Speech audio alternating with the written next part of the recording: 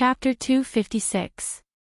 10 minutes later, looking at Noah and the others who walked out of the office one after another, a smile slowly appeared on 99 Lunar Night's exquisite, pretty face that was like a doll. Three Kingdoms, who was standing beside 99 Lunar Night like a guard, suddenly spoke. Is this really okay? Hearing this, 99 Lunar Night not only did not stop smiling, but the smile on her face became wider and wider. Are you referring to the appreciation meeting? Yes. Three Kingdoms said expressionlessly. Although I know you must have a reason for doing this, but I personally think that holding an appreciation meeting in our country and receiving everyone regardless of who comes will bring you a lot of danger. Three Kingdoms did not believe that 99 Lunar Night did not understand this. Therefore, this was also the reason why Three Kingdoms could not understand 99 Lunar Night's actions. As a special item that even the Dawn organization could not analyze and was obtained by chance, how could the existence of the shattered feather be leaked so easily? Only Three Kingdoms knew that the person who leaked the information of the shattered feather and attracted the attention of many people in the industry was not someone else, but the person in charge of the Dawn organization, 99 Lunar Night. What was the reason for doing this? Three Kingdoms had accompanied 99 Lunar Night for a long time, so Three Kingdoms could more or less guess 99 Lunar Night's thoughts. However, Three Kingdoms felt that this was not worth it. That exception is indeed very special, even more special than special and ability, but it should not be to the point where you would not hesitate to set up such a situation to give him a trial, right? Yes. A situation. This was only a situation set up by 99 Lunar Night. At the same time, it was also a trial given by 99 Lunar Night. And the purpose of doing this was very simple. The so-called soul is an existence that can be tempered when people burst out with strong willpower. 99 Lunar Night seemed to be very happy with a smile, as if there was still a certain person's back in her eyes. She kept looking in the direction of the office door. And the light of his soul, if it can be tempered under the trial of the witch, it will be even more dazzling, right? 99 Lunar Night was very interested in Noah, very interested to the point of almost placing hope on him. Everyone had a soul. Just like how humans were different, everyone's soul was different as well. This could be seen from the fact that every surpasser's blaze was different. Naturally, there were differences in the strength of a person's soul. The strength of this part of the soul was not obvious before reaching level 4, but once one reached level 4, the strength of one's soul could be more or less determined. This could be seen from the weapon that represented the soul, Blaze's true power. Once he reached level 4, the true power hidden within the Blaze would be awakened. At this time, if a person's soul was strong, then the power hidden within the Blaze would also be astonishing. On the contrary, if the soul was weak, then the power hidden within the Blaze would also be relatively weak. However, the true power hidden within Noah's Blaze greatly shocked 99th Lunar Night. A myriad of forms and effects. The ability to reproduce all kinds of modern, and even surpasser-era weapons.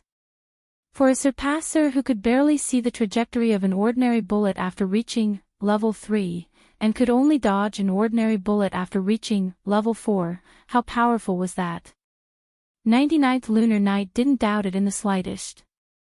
Even if Noah was currently only at level 4, once he unlocked the power of the magician, even if he didn't rely on his own astonishing battle techniques and battle experience, just the power of the Blaze alone would be able to surpass ranks and defeat opponents. And this was still the current situation. She believed that once Noah's power became stronger and stronger, reproducing nuclear weapons or even stronger weapons wouldn't be a dream. At that time, how powerful would Noah's soul be? Would he be able to reach the ultimate realm that she yearned for even in her dreams? In order to use her own eyes to verify this point, 99th Lunar Night purposely spread the news of the shattered feather, and purposely held this so-called appreciation convention. After all, no matter how miraculous the shattered feather was, it was still something of the Dawn organization. With the Dawn organization secretly controlling the power of the entire country, there was no need for them to go through so much trouble to hold an appreciation convention just because other people wanted to see the shattered feather. Not to mention, it would also attract the greed of some people with ulterior motives.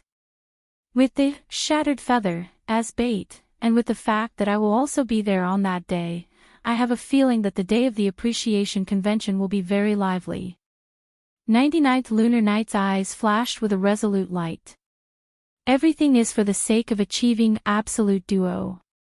There were many places in the school for students to rest and leisurely spend their free time. For example, there was a flower garden with all kinds of famous flowers. There was a large plaza that was flexibly designed with architectural aesthetics. There were cherry blossom trees that practically covered the entire school.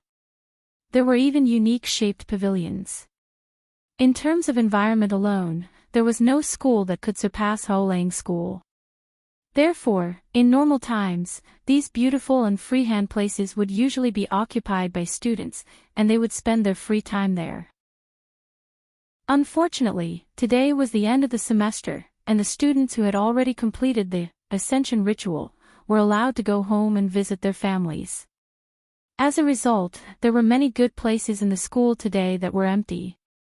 With Noah in the lead, Lilith, Vivanli, Julie, Tachaba, Kujituru, and Kurosaki Hokusaki gathered in a pavilion, either standing or sitting. Everyone in the group, including Noah, was looking at a document in their hands. It was given to everyone by the Three Kingdoms when they decided to participate in the field study arranged by 99th Lunar Night.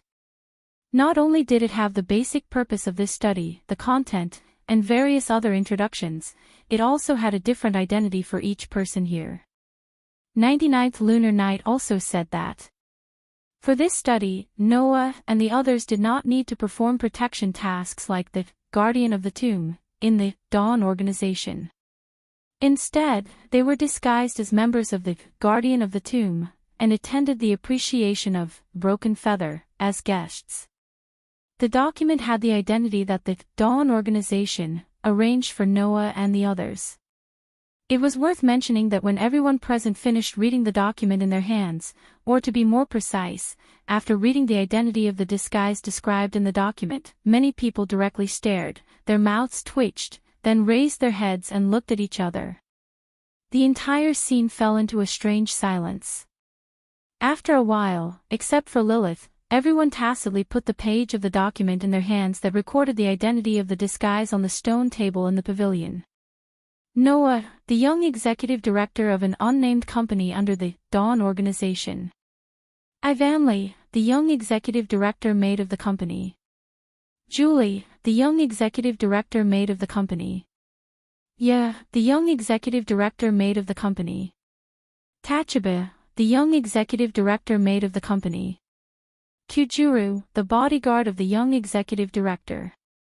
Hokusaki, the bodyguard of the young executive director. Are you playing with me? Hokusaki's fierce face showed an angry expression. Why should I be the young master's bodyguard? Bodyguard? Kujuru only sighed. It's not that hard to accept. Compared to the male side, the female side had a variety of reactions as well. Maid? Ivanli was shocked. The executive director maid. Isn't Noah the executive director? That means. You secretly glanced at Noah and blushed. Want to be Noah's maid? Julie tilted her head and looked like she was lost in thought. Head maid. Tachaba stared at Noah's face and muttered nervously. After a while, her face was completely red and she shouted at Noah in panic. Shameless. Noah was speechless. What the hell are you thinking about? Chapter 257. Why do we have to be your bodyguards? Inside the pavilion, Akui Tokusaki, who was leaning against a pillar, looked at Noah with dissatisfaction. Do I look like a bodyguard to you? Hearing this, everyone present turned their eyes to Kuei Tokisaki.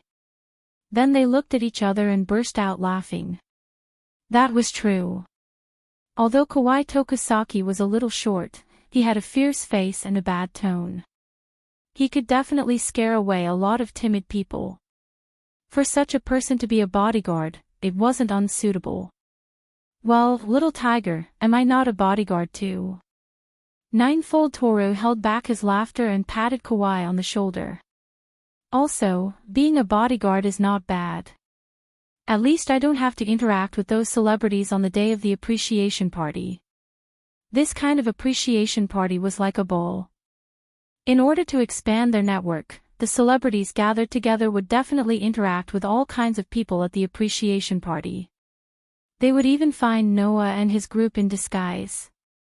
In such a situation, if one's disguise was not good enough, or even if one did not look like a person from a prestigious family, not only would it be very embarrassing, it would also arouse suspicion.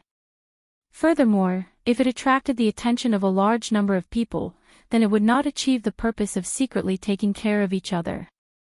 It was also because of this that among the group, Noah, who had the highest rank, the strongest strength, the best temperament, and the most stable personality, was judged by 99 lunar nights to be suitable to be a celebrity in disguise. On the day of the appreciation party, everyone present was a celebrity. Therefore, if they wanted someone to hide their identity and sneak into the appreciation meeting, they would have to have someone with a high social status.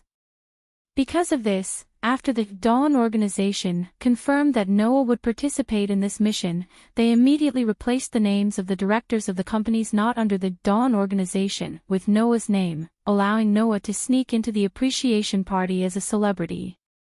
As expected of the Dawn organization, they even have an anonymous company. I'm afraid they set it up to be useful in times like this, right? Orange Bar had a headache. By the way, isn't there Lilith among the celebrities? Lilith herself is a celebrity, right? That's exactly why it won't work. Lilith, who had been silent all this while, threw the document in her hand on the table and said with dissatisfaction and helplessness. Bristow is too famous. When everyone gathered around to take a look, they didn't know what to say. Indeed, Bristol was too famous. Everyone in the industry knew that the Bristol Company was one of the investors of the Dawn organization. Under such circumstances, even if Lilith attended the appreciation meeting, she would not be able to disguise herself as a guest and secretly take care of him. After all, everyone knew that the daughter of the president of Bristol was a member of the Dawn organization. How was he going to disguise himself? Therefore, Lilith's mission was different from that of Noah's group. Instead of taking care of them in secret, she directly appeared as the daughter of the Bristow family and gathered the attention of those who were interested in her, allowing Noah and the others to operate in secret. Noah, who had been silent all this time, rubbed his forehead and muttered to himself. He agreed to attend this field study in order to recover the world fragment. In other words, if there were unscrupulous people who would appear on the day of the appreciation meeting and want to make a move on the shattered feather, then Noah would be this so-called unscrupulous person. In this way, wouldn't Noah become the enemy of Lilith and the others in this mission? Noah secretly smiled bitterly in his heart, and at the same time, he also made up his mind. This time, he would quietly take action in the dark to recover the world fragment. Otherwise, if he directly touched the world fragment, the probability of meeting Lilith and the others was almost 100%. This must be avoided. Disguise? Let me disguise myself thoroughly. Lilith. Noah, who had made a decision in his heart, turned his head and looked at Lilith. You are attending the appreciation meeting as the daughter of the Bristow family. If there is really someone who wants to make a move on the shattered feather at the appreciation meeting, it is very likely that they will target you. You have to be careful. Hearing this, Lilith was startled, and then suddenly smiled. Are you concerned about me? What a gentle, double-edged sword these words made Evanli, Julie, Tachibana, and Ya react slightly. Their gazes were filled with disdain, vigilance, anger, shyness, and so on. They all cast their gazes on Noah. Lilith. Noah couldn't help but cover his face. Why are you talking about those things again? I'm speaking from the bottom of my heart. Lilith smiled and hugged Noah's arm, put her face close to Noah's ear, and whispered words that made people think of graceful. Seeing that you are so gentle, tonight, I will give you a special thank you. As soon as he heard Lilith's words, Noah secretly said in his heart, not good. Hee hee. The contempt in Ivanli's eyes became more and more intense.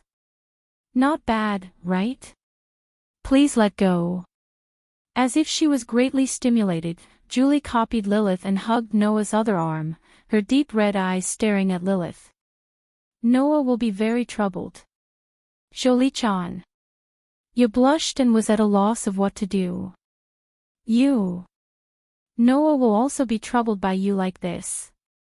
As for Tachibana, he looked at Lilith, then at Julie, and then at Noah, who was tightly hugged by the golden girl and the silver girl. His pretty face was red, and he turned around and ran away hysterically. Noah, this shameless person.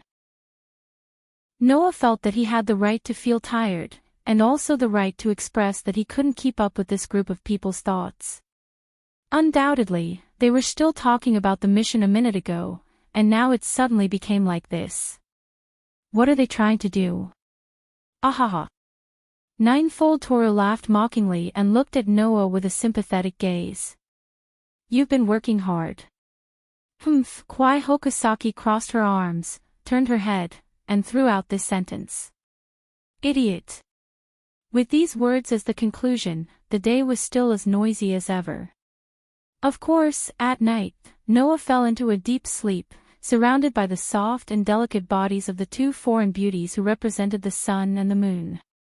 The next day, at the school gate, Noah, Ninefold Toru, and Kwai Hokusaki were all there. However, the three of them weren't wearing their usual uniforms. Noah was wearing an extremely noble tuxedo. The hem of his black suit hung behind him like a swallow's tail. The tie in front of him had a pure gold buckle, and the leather boots on his feet sparkled under the sunlight. Coupled with Promise's otherworldly temperament, if not for the fact that he was standing in front of the school gate, he would have looked like a young master of a prestigious family. On the other hand, Kujituryu and Kawai Hokusaki were wearing standard suits and sunglasses. They looked like they were from the underworld, which made people not dare to compliment them. If the three of them stood together, it would give the impression of a rich young master and bodyguard. However, if the young master of a prestigious family and his bodyguard were to stand at the entrance of the school, it would seem somewhat out of place. This made Noah, Ninefold Toru, and Kwai Hokusaki a little uncomfortable. What was even more uncomfortable was that the three of them had to wear this outfit to take the monorail.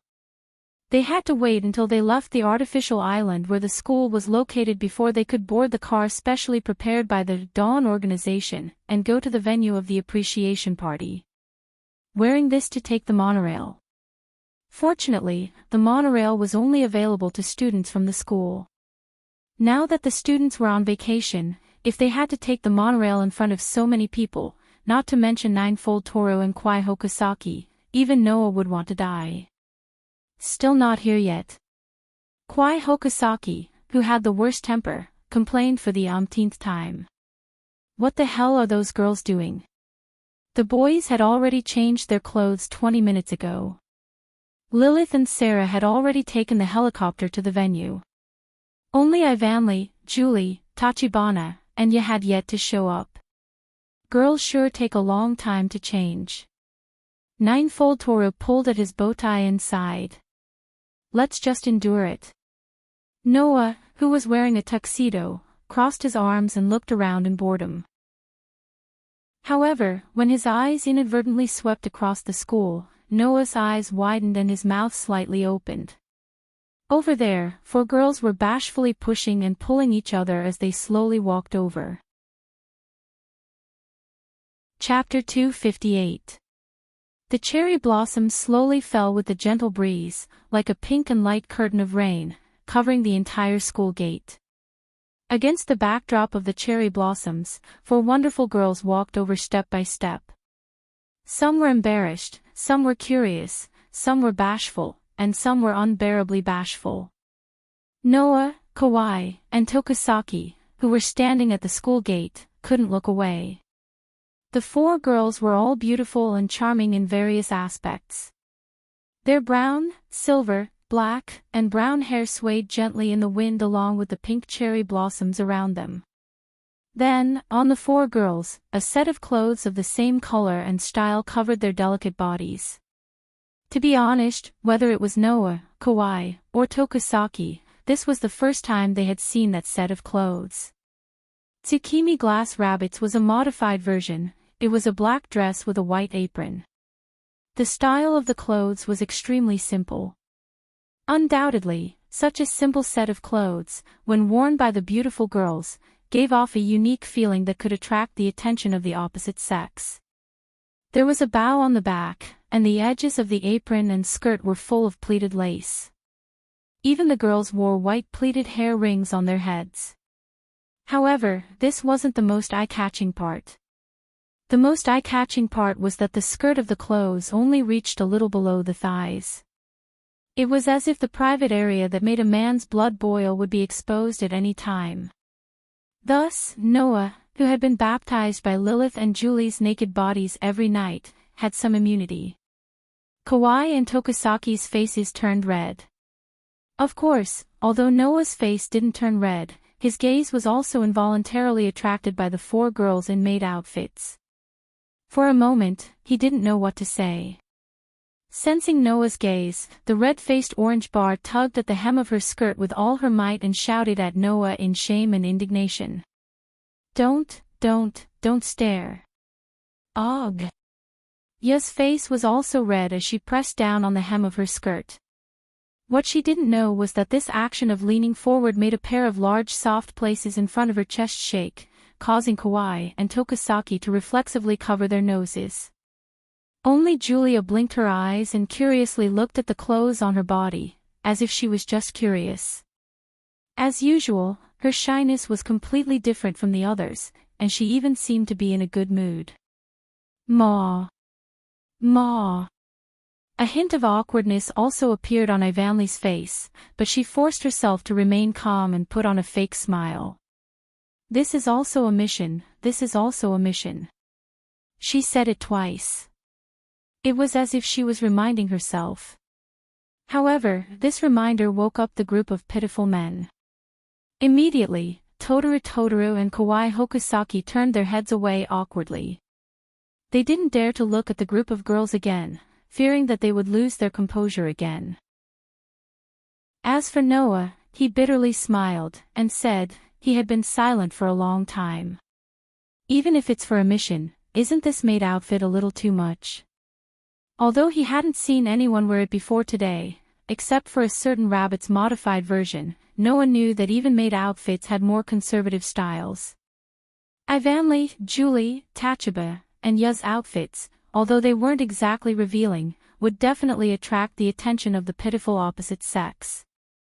Mainly the lower half, of course. A large part of her upper body was also exposed, but it was mainly her neck and the sides of her collarbone, which were still passable.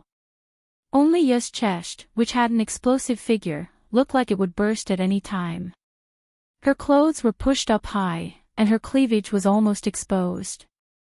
That's why I'm against wearing this shameless outfit, Tachaba said with tears in her eyes. But Tsukumi-sensei said this is the only outfit. Noah laughed dryly. Tsukumi-sensei. Did the rabbit prepare these clothes? That black-bellied rabbit must have purposely prepared this outfit for fun, right? If it was any other time, with Tachaba's calmness and intelligence, she would definitely be able to guess Tsukumi's sinister intentions. However, challenging a girl's heart like this was Tachaba's biggest weakness. Just a little bit was enough to make her lose her sense of propriety, causing her to explode with shame and lose her cool, falling for Tsukumi's trick. You don't like this outfit? Julie, who had been expressionless from start to finish, asked doubtfully. I think it's not bad, it's very cooling. Everyone was speechless. Does Julie, who is afraid of heat, only pay attention to this part of the clothes on my body? Ugh. You had to cover her upper half and lower half. Her face was already so red that tears were about to flow out.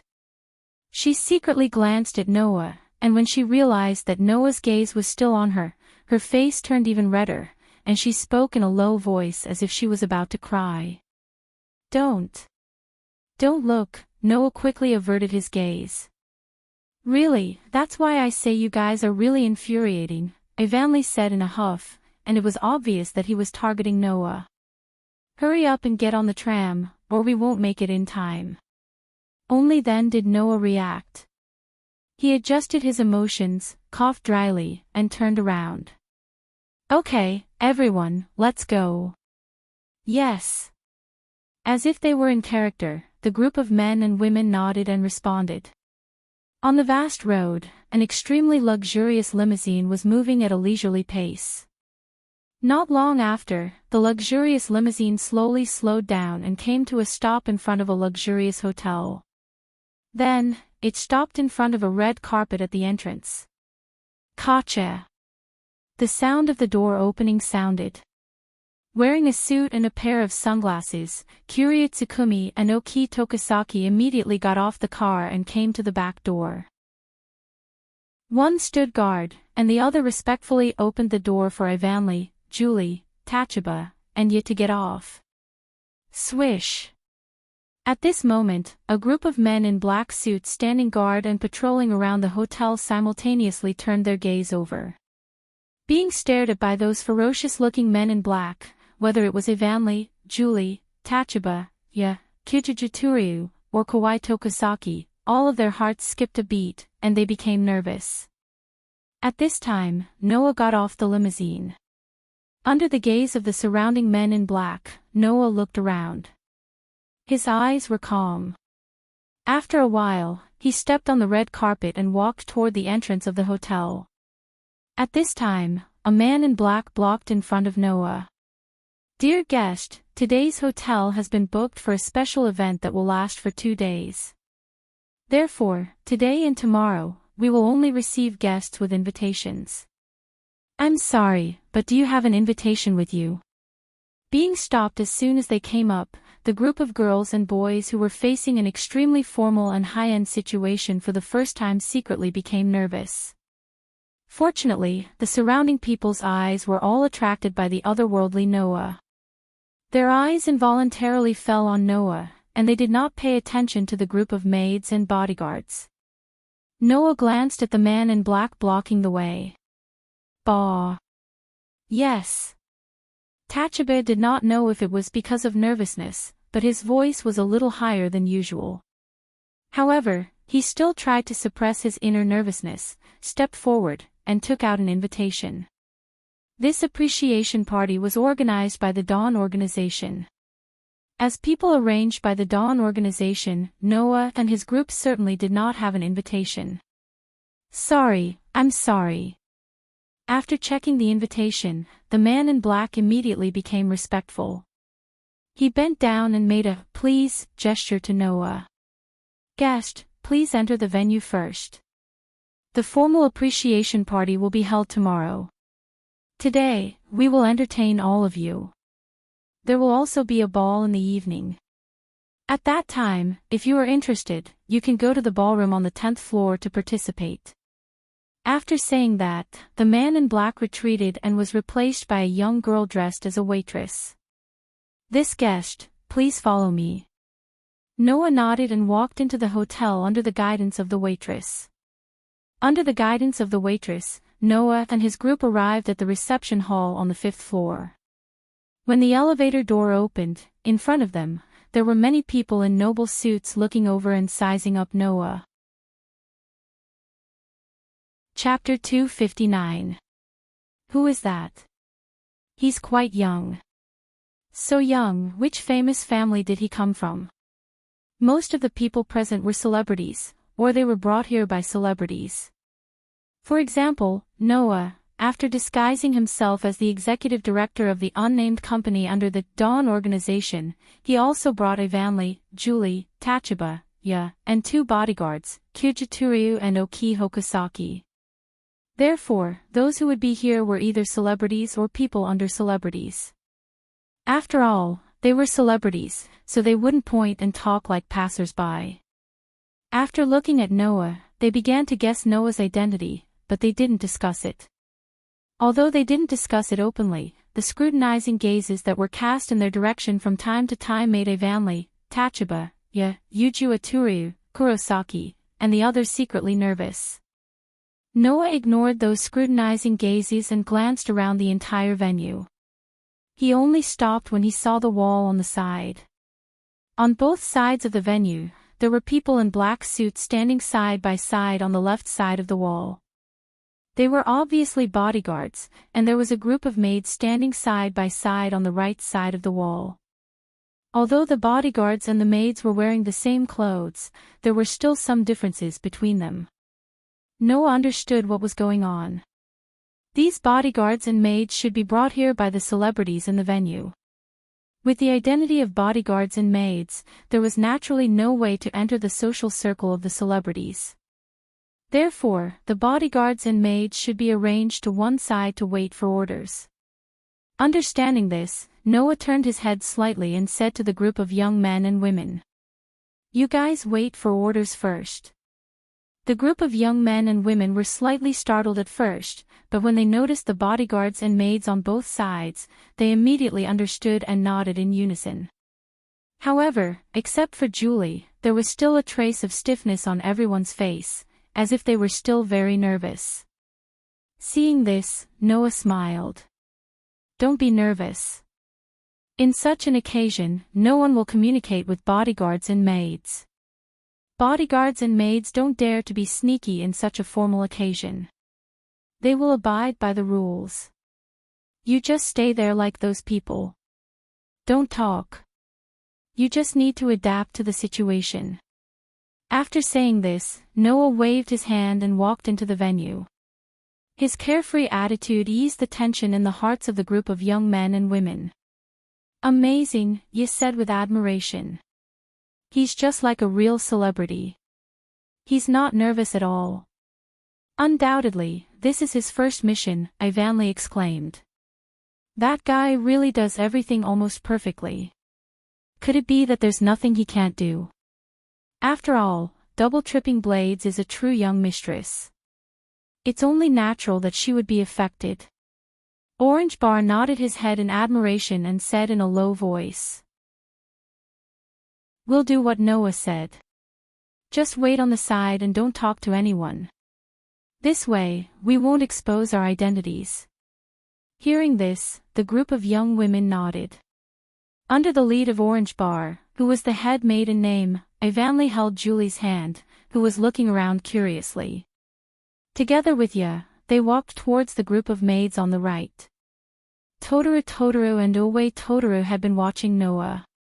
When they saw Noah enter the venue with ease as if it was a matter of course, they looked at each other. Totoro and Owe Totoro looked at each other. Totoro and Owe Totoro looked at each other. Then, the two of them silently walked towards the group of bodyguards on the left and joined the group.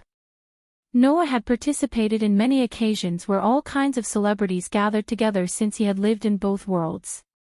Although his identity in the previous 2 worlds was special, he didn't interact with all kinds of people like a real celebrity. However, even if he hadn't eaten pork, how could he not have seen pigs run? Therefore, Noah was very comfortable in this kind of situation.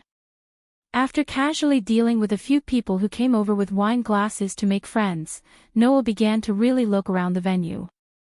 Needless to say, Noah didn't know the people here. The only one he really knew was a young woman in the center of a lively circle in front of the venue. She was wearing a bright and gorgeous red dress. Almost everyone's eyes were focused on her. She stole the hearts and gazes of many people of the opposite sex and the same sex. She had a confident smile on her face as usual.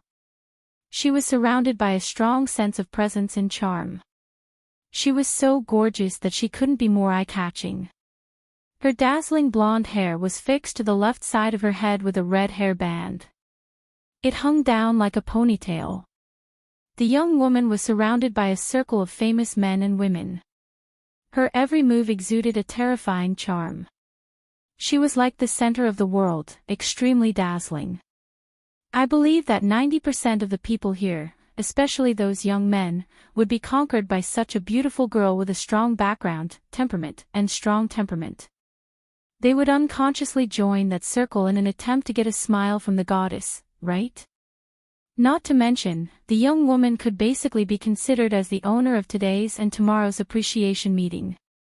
Looking at the young woman who gathered in the circle of famous men and women, chatting with a smile on her face while her eyes vaguely swept around as if she was looking for something, Noah shook his head with a smile. At this time, a voice sounded beside Noah. "You want to join that circle, right?" Following such a voice, a man wearing a noble tuxedo and holding a glass of red wine came to Noah's side and raised his glass to Noah in a friendly manner. "Let me introduce myself, I'm Bliss, from England. Just call me Noah." Noah also raised the glass full of red wine in his hand and clinked glasses with the man named Bliss. They both took a sip and got to know each other. In fact, with Noah's age, he was still not allowed to drink in this country.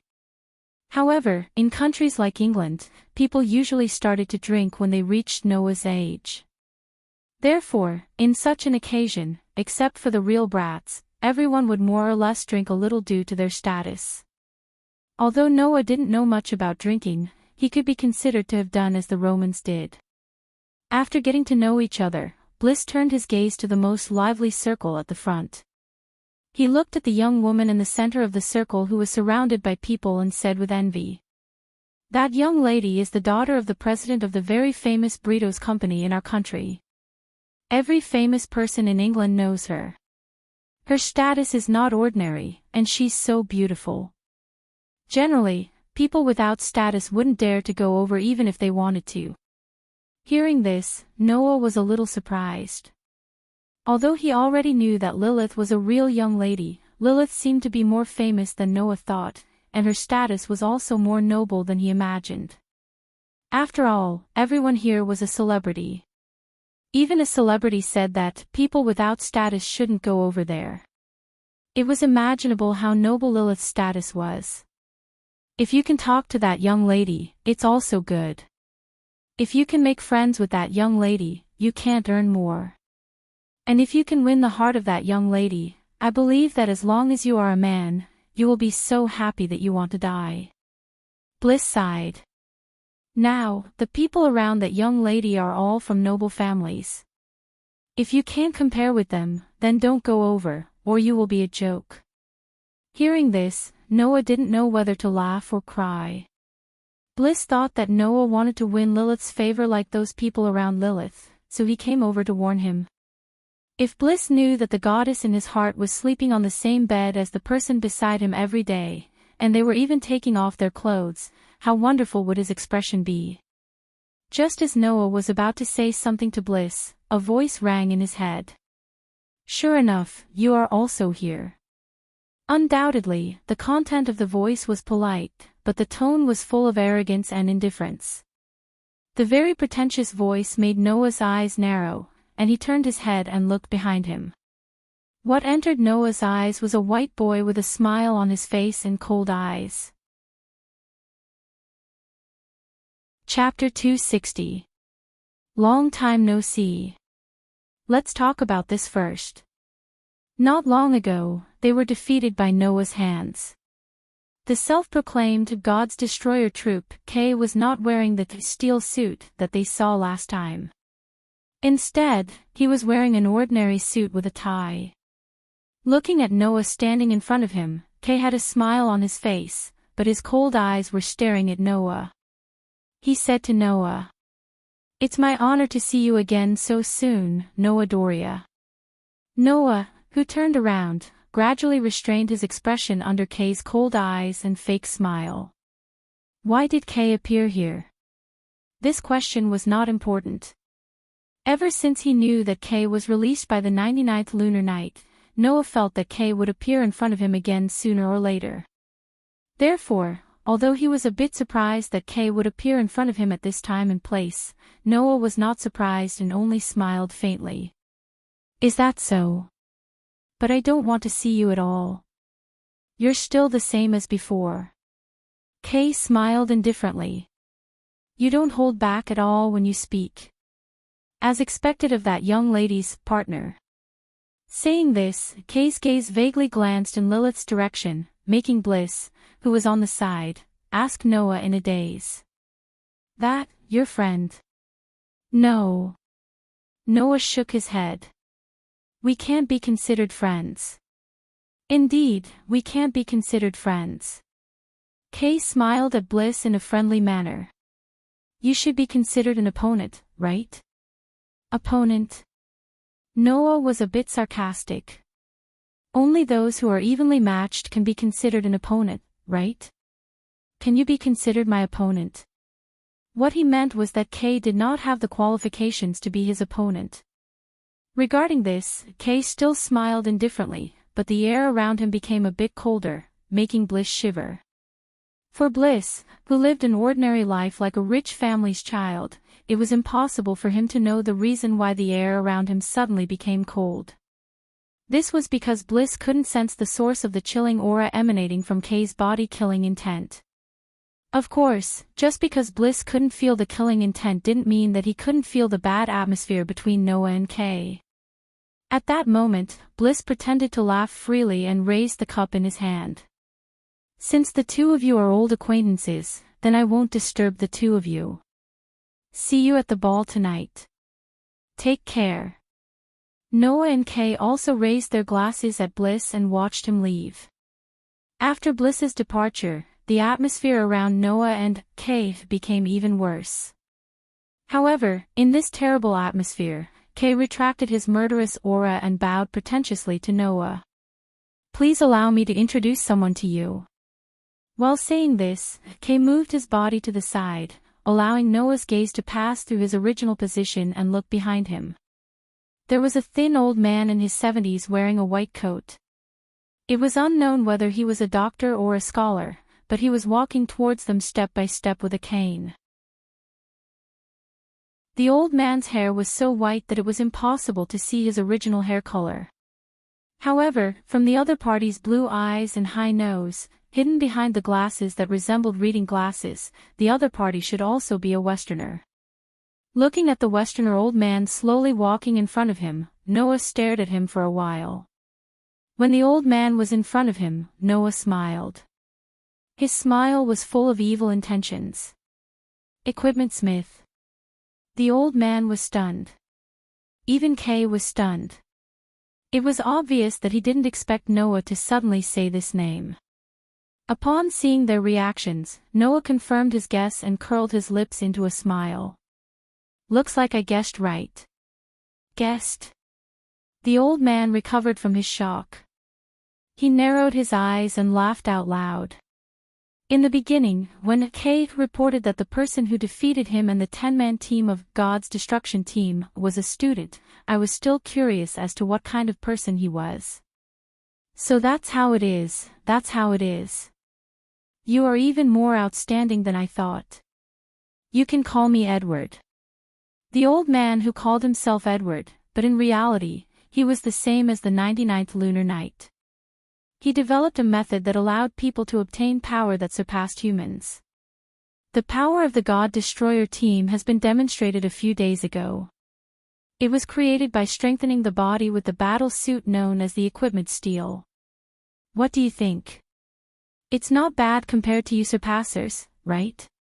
Hearing this, Noah frowned.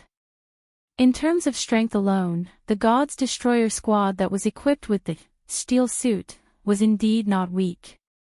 At least, from the standard of surpassers, the God Destroyer team that could match the level 2 surpassers did have a considerable amount of power. But, what does this have to do with me? Noah spread out his hands. I'm just a student. Even if I admit that the God Destroyer team is not inferior to a normal surpasser, what's the use? Whether you're a student or not, you're still a surpasser.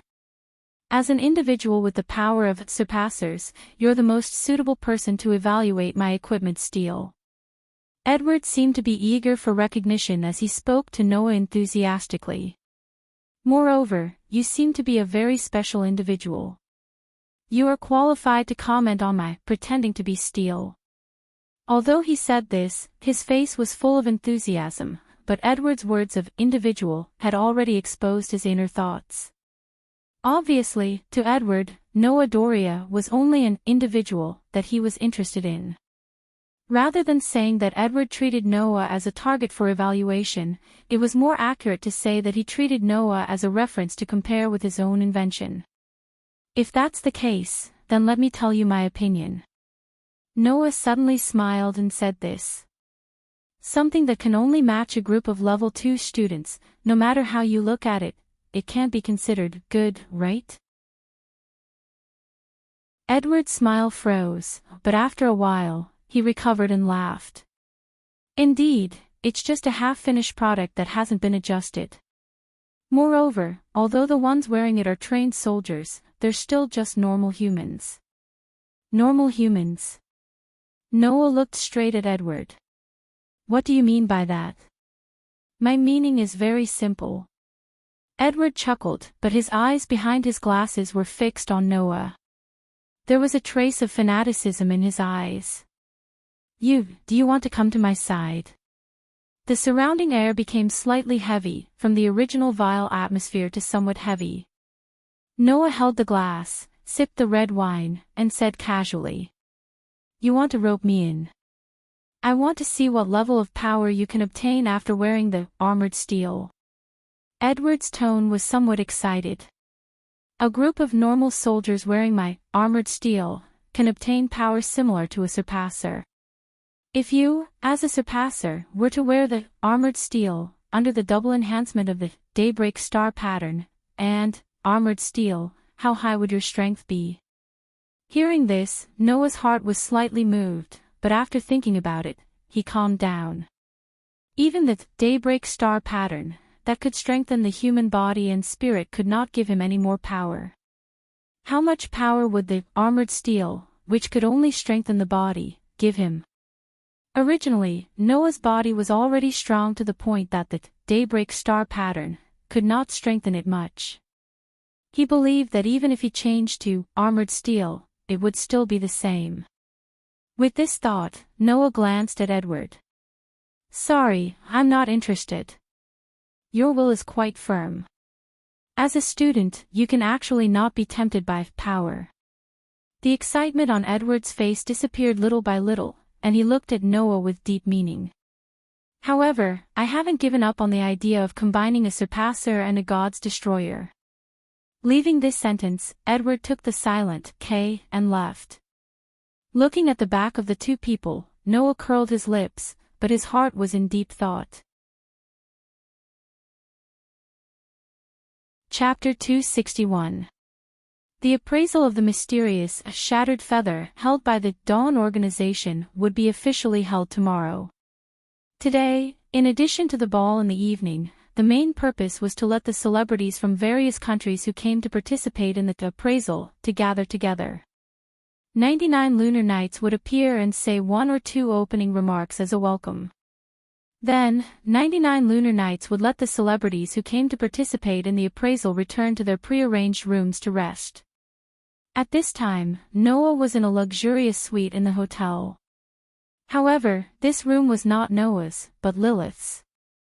Under Sarah's unwilling support, Noah sneaked into Lilith's room in order to not expose his identity. He told Lilith about his encounter with Equipment Smith and Kay at the venue. They really came. Lilith, who was still wearing a brightly colored dress and had changed her hairstyle, sat on the edge of the bed with the aura of a noble lady. Her face showed an expression that said it was expected. Blaze Diabolica, special, and the extremely mysterious shattered feather. With so many elements that could move that person, it would be strange if they didn't come. I see, Noah looked at Lilith in a daze. She did not show any signs of surprise. After a while, he sighed. Did you already know that they would come? In fact, if he thought about it carefully, it was natural that Lilith would not be surprised by Edward and K's appearance. After all, Edward and K's appearance was completely predictable. According to some information revealed by K, when he wanted to kidnap Lilith, the person standing behind Edward, who developed Equipment Smith, had a motive for wanting to obtain 99 lunar nights and Lilith. K said that he kidnapped Lilith mainly because the security around 99 lunar nights was too tight. It was not easy to obtain, so he made a move on Lilith in an attempt to negotiate with the Dawn organization through Lilith. Now that he thought about it, Noah felt that the so-called negotiation and the purpose of wanting to obtain 99 lunar nights should be for the Dawn Star rune. To be more precise, it should be to obtain the Surpasser. This was because Edward had said that he wanted to combine the Transcendents and the God Destroyers. Thus, Edward and Kay came to this appreciation party. Needless to say, 99 lunar nights and Lilith were here, and Shattered Feather was a mysterious item that even the Dawn organization could not decipher. Regardless of whether it was to achieve his goal or to satisfy his curiosity as a researcher, Edward would still come. After all, the security around the 99 lunar nights would definitely not be as tight as it was in the academy. More or less, he would be able to find an opportunity to make a move. Who the hell is that old guy? Noah looked at Lilith. If Blaze Diabolica refers to 99 knights who researched the Daybreak Star pattern and created the Surpasser, and Equipment Smith refers to Edward who developed the Steel installation and created the God's Destroyer, then are there other people who are researching the power that surpasses humans? Lilith fell silent. Seeing Lilith's reaction, Noah knew that he had hit the nail on the head. Ever since Kay had appeared with the God's Destroyer team, Noah had been suspecting that since there were God's Destroyer existences that surpassed humans, then were there other people in this world who were researching the same power. The facts proved that Noah's guess was indeed accurate. At that moment, Noah did not say anything more. He just looked at Lilith and waited for Lilith's answer. After a period of stifling silence, Lilith spoke up after an unknown amount of time. Equipment Smith, real name Edward Walker, is a research expert who is proficient in mechanical engineering. In addition to being good at developing engines and propulsion systems, he is also dedicated to the development of artificial muscles. Miss. On the side, Sarah, who had been silent, suddenly became anxious. That is the secret of the Dawn organization. So, I won't say it a second time. Lilith casually dropped this sentence, making Sarah speechless. She continued to speak as if nothing had happened. Edward was originally the second in command of the Dawn organization's development bureau. This sentence made Noah somewhat stunned. Edward, who wanted to kidnap the 99th lunar night and kidnap Lilith to negotiate with the Dawn organization in an attempt to obtain the Dawn Star pattern, was the second in command of the Dawn organization's development bureau. When he was still in the Dawn organization, Edward strongly advocated the development of external skeletal attire that subverted the knowledge of the past, but he could not get the understanding and recognition of those around him. Lilith picked up a cup of milk tea and drank it little by little. The reason is very simple. Because the concept proposed by Edward is fundamentally different from the Dawn organization's research on the power of the soul. How could it be understood and recognized by others? Noah nodded. The final product of Edward's research on external skeletal attire, equipment steel. It was like a piece of equipment, worn on the body, and through the strengthening of the equipment, it would increase the strength of the person. Although the Dawn Star pattern was a nanomachine, it could also be regarded as a piece of equipment worn on the body. However, its root was to draw out the power of the soul, so that the owner's body, spirit, and other aspects could be improved. The two, one focused on external, one focused on internal, and there was no place for them to meet. So, 12 years ago, Edward suddenly disappeared, and since then, his whereabouts have been unknown. Lilith took a sip of milk tea and continued. The second in command of the organization disappeared, and even the information that was still in research and had already been developed were all deleted by him. This caused a lot of chaos in the Dawn organization at that time, and it also brought a lot of trouble. But now, it seems that the trouble this old man brought was bigger than expected. Noah also laughed bitterly. Because of the difference in ideology, they parted ways. Noah had seen this kind of situation many times in the world of the Dark Bullet. Not to mention other things, Xingtianzi and Chiwu Zhongshuan were fundamentally different in ideology, which caused the two people to be destined to walk two paths that were absolutely impossible to cross, and also impossible to walk together. Indeed, as you said, in addition to the Surpassers and God's Destroyer, there are other existences in this world that can surpass human beings. Lilith put down the cup of milk tea in her hand and looked directly at Noah. Because, in addition to the Blaze Diabolica, who created the Surpassers, and the Equipment Smith, who created the God's Destroyer, in this world, there are 5 other people who are researching the power that surpasses human beings. 7 luminaries, reign.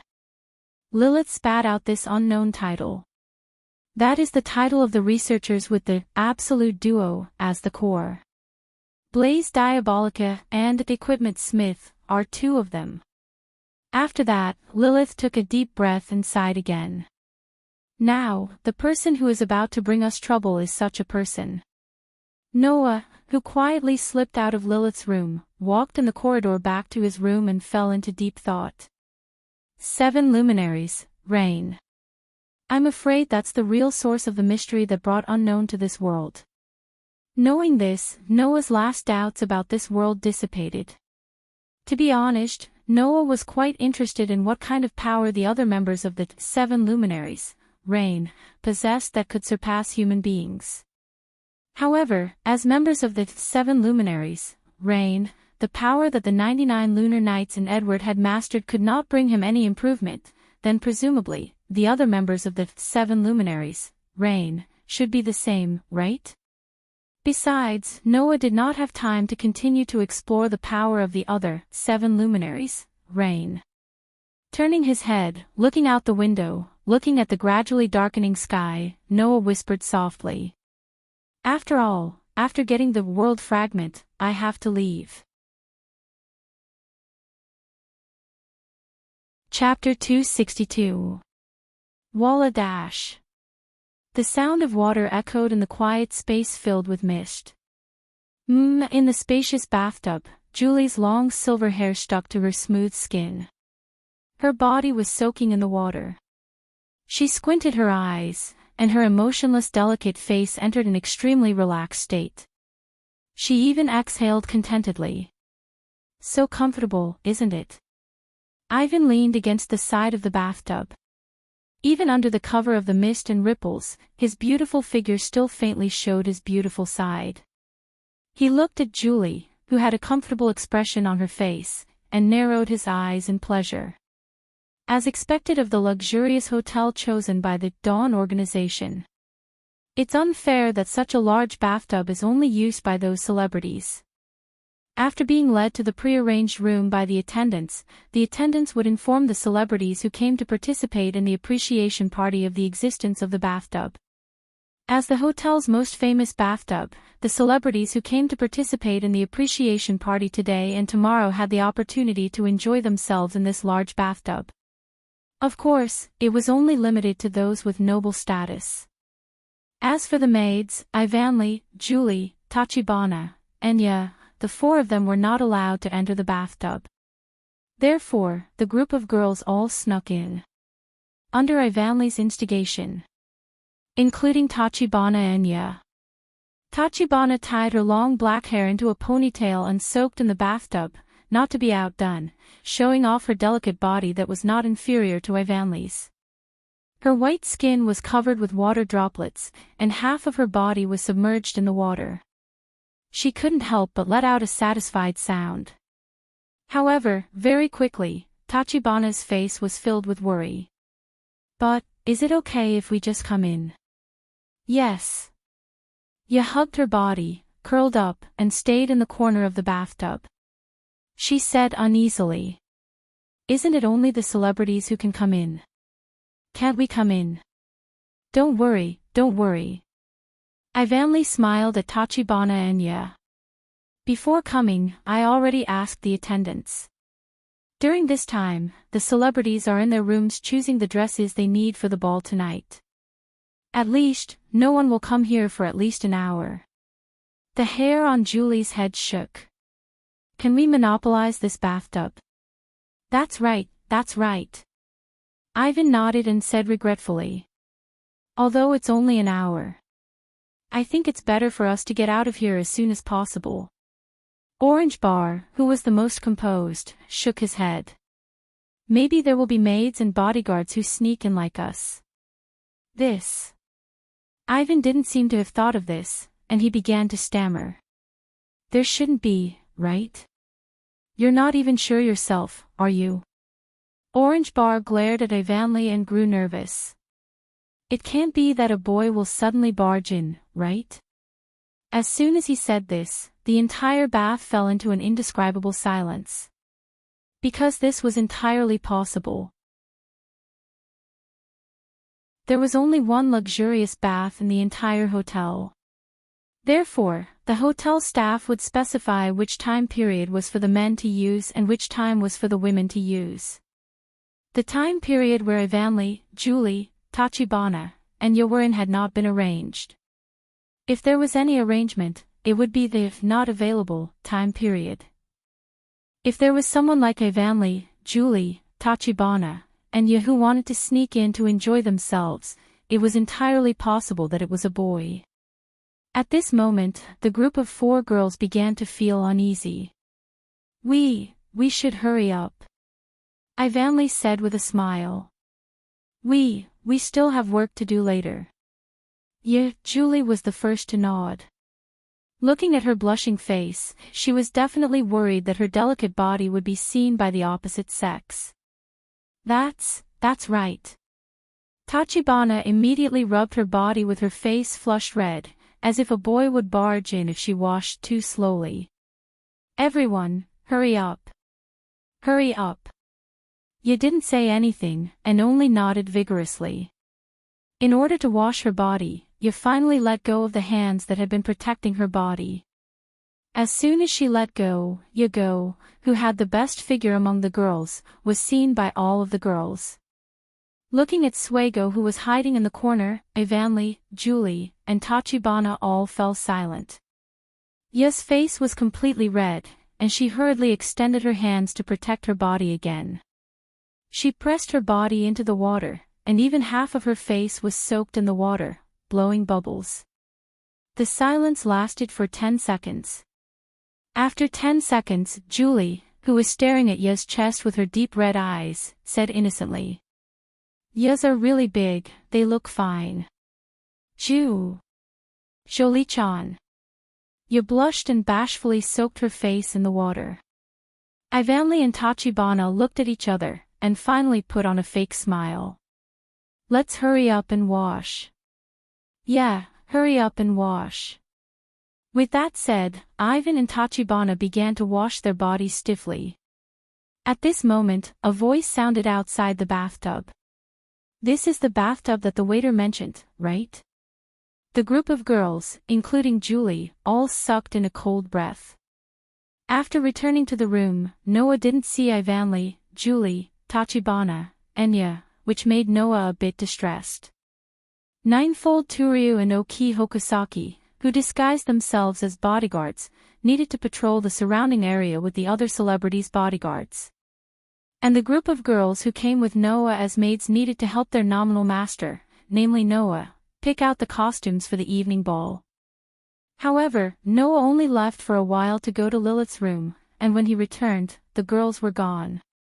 Were they ordered to take care of the tomb guards in the Dawn organization at the last minute? Noah, who couldn't choose a costume and didn't believe in his own eyes, could only walk out of the room gloomily. Forget it, I'll go take a bath first. The waiters were full of praise for the hotel's bathtub. Since the girls weren't there, Noah simply went to enjoy the big bathtub, which was also good. Presumably, as long as he told the waiters in the hotel would open the unoccupied bathtub for Noah alone.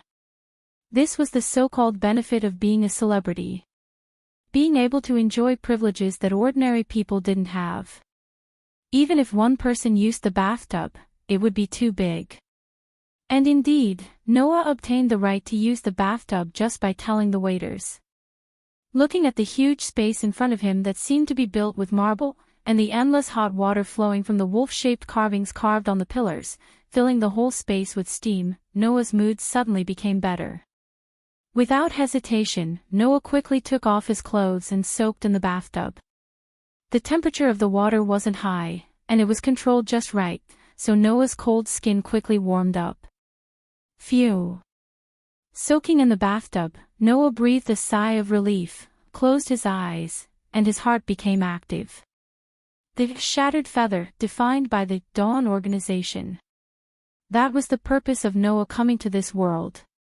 As long as he obtained the world fragment named Shattered Feather, Noah's fundamental purpose of coming to this world would be achieved. Now, the world fragment was in this hotel that was as big as a building. And in order to not have a conflict with Ivan, Julie, Lilith, Tachaba, and Yahu stood on the side of the Dawn organization, Noah must obtain the world fragment without exposing his identity. Unfortunately, this world probably wouldn't give Noah any more hints regarding the world fragment. Because the world had no way to interfere with the world. At this time when Noah was closest to the world fragment, the world had no way to give Noah any hints. Therefore, Noah had to find the location of the world fragment by himself. As he thought about it, Noah came to a decision. Let's try to find it in the hotel tonight. After making such a decision, Noah began to plan for the night's action. Pop! Suddenly, beside the bathtub, a somewhat loud sound of water echoed. Noah, who was thinking about the action at night, froze, frowned, turned his head, and looked in the direction of the sound. Chapter 263. Bo bo bo bo. Noah turned his gaze to the source of the sound and saw that behind a thick stone pillar, the water surface was bubbling with a loud, splashed sound. Bubbling. Noah's face showed a suspicious look. Is the bathtub broken? If Noah had unleashed his superb sensing ability, he definitely wouldn't have thought so. Unfortunately, under the situation where he didn't sense any danger, hostility, or abnormality, Noah wouldn't activate his sensing ability immediately. It was also because he didn't sense any danger, hostility, or abnormality that Noah suspected that the bathtub was broken. Thus, Noah stood up from the bathtub and walked over. Because of the shadow near the pillar, Noah couldn't see very clearly. However, the water behind the pillar was bubbling more and more intensely. Noah could still see it clearly. Noah, who thought that the bathtub was broken, stretched out his hand towards the bubbling water, and reached into the water, trying to touch the broken part. Pio! In the next second, Noah's palm seemed to have grabbed something. Bo bo bo bo. In an instant, the bubbles on the water became more lively. What is this? Noah was slightly stunned. The water in front of Noah also kept bubbling, and it became more and more intense. At this time, Noah's expression began to stiffen, and his face also broke out in a cold sweat. Voila! Just at the moment when Noah woke up, under the crazily bubbling water in front of him, two heads finally popped out. Looking at the figure that suddenly appeared in front of him and the scene that was imprinted in his eyes, Noah was petrified. In front of Noah, Ivania and Ya, whose hair was tied up, were completely naked. Their pretty faces were flushed, and while they were gasping for fresh air, their eyes and faces gradually revealed an expression of shame and anger. The air froze. Still not stopping. Yeah. Wah wah wah wah wah. In the huge bathtub, Ivania's shameful screams and Ya's extremely shy screams sounded at the same time. By the way, the weird screams came from Orange Bar, who popped out of the water behind Ivania and Ya. What a pervert. Big pervert. Don't you have the most basic sense of shame as a human? In a luxurious room in the hotel, Ivania and Orange Bar, who were wearing maid uniforms again, glared at Noah, who was sitting on the sofa.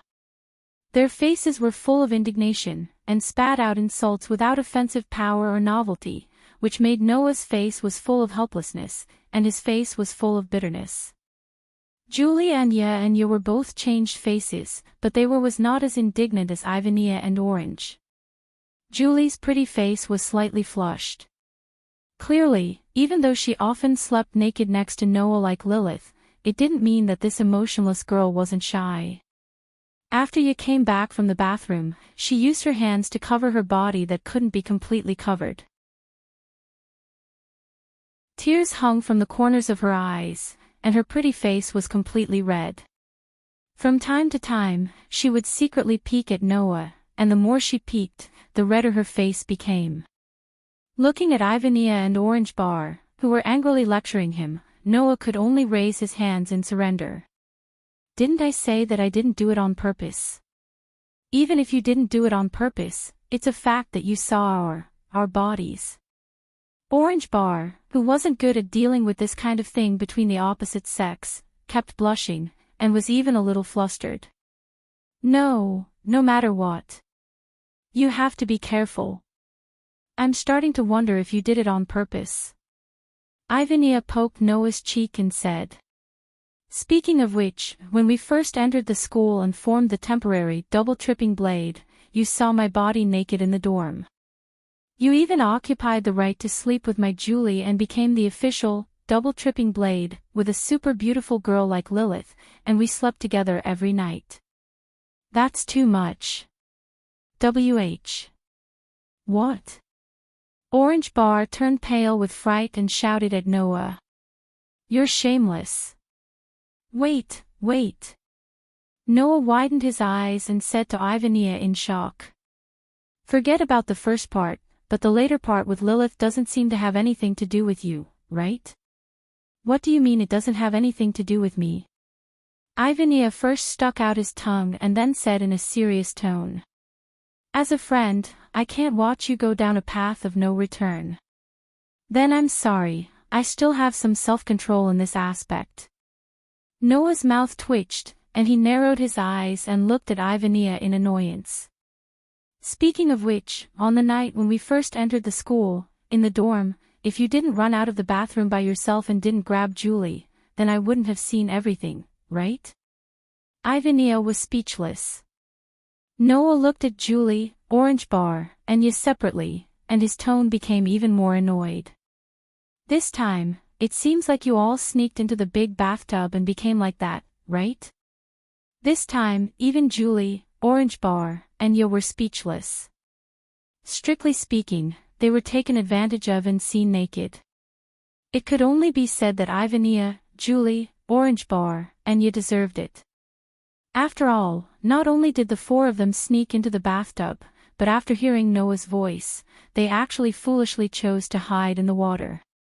As a result, the four of them were seen naked by Noah, and Ivania and Ya's breasts were played with. At that time, if the four of them made a slight noise, Noah would still be outside the bathtub and wouldn't have gone in, and the rest wouldn't have happened. Of course, it couldn't be said that Noah wasn't wrong. No, it should be said that Noah was also at fault. After all, Noah had a sensing ability that was almost like a radar, able to scan everything within a very wide range.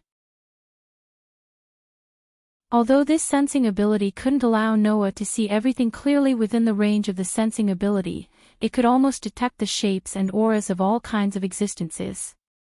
For example, if there was a rock within the range of the sensing ability would give Noah feedback of the rock's outline and information.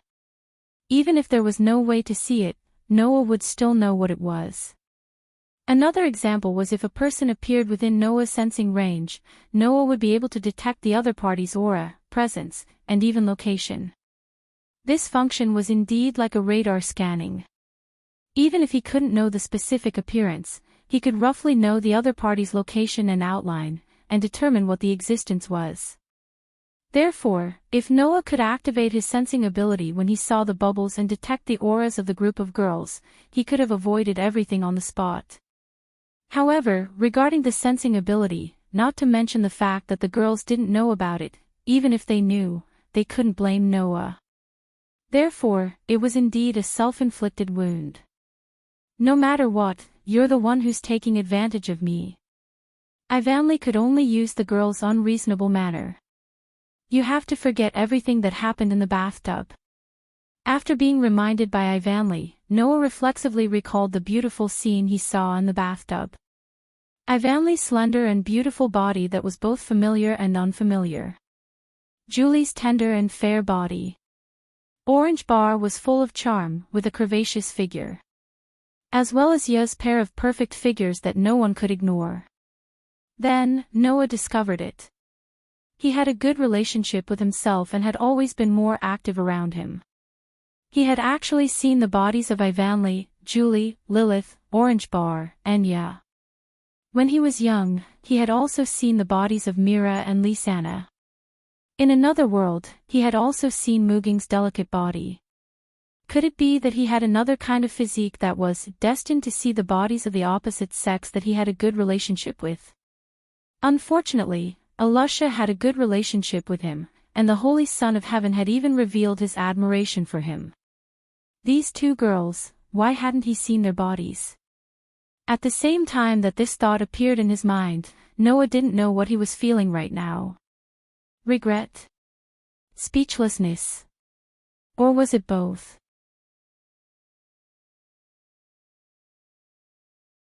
Chapter 264. Even at night, the hotel was still brightly lit. However, this brightly lit situation did not occur on the top floors of the hotel. This was because on one of the floors, the shattered feather that was going to appear in tomorrow's auction was placed there. Da-da-da-da. In the dimly lit floor, every corridor was filled with the echoes of footsteps. Those were the footsteps of the Surpassers, who were wearing the special guard uniform of the Mausoleum Guardians of the Dawn organization's way-in unit, patrolling the area. In the dim corridors that looked like giant beasts, almost every corridor was patrolled by the Guardians of the Dawn organization.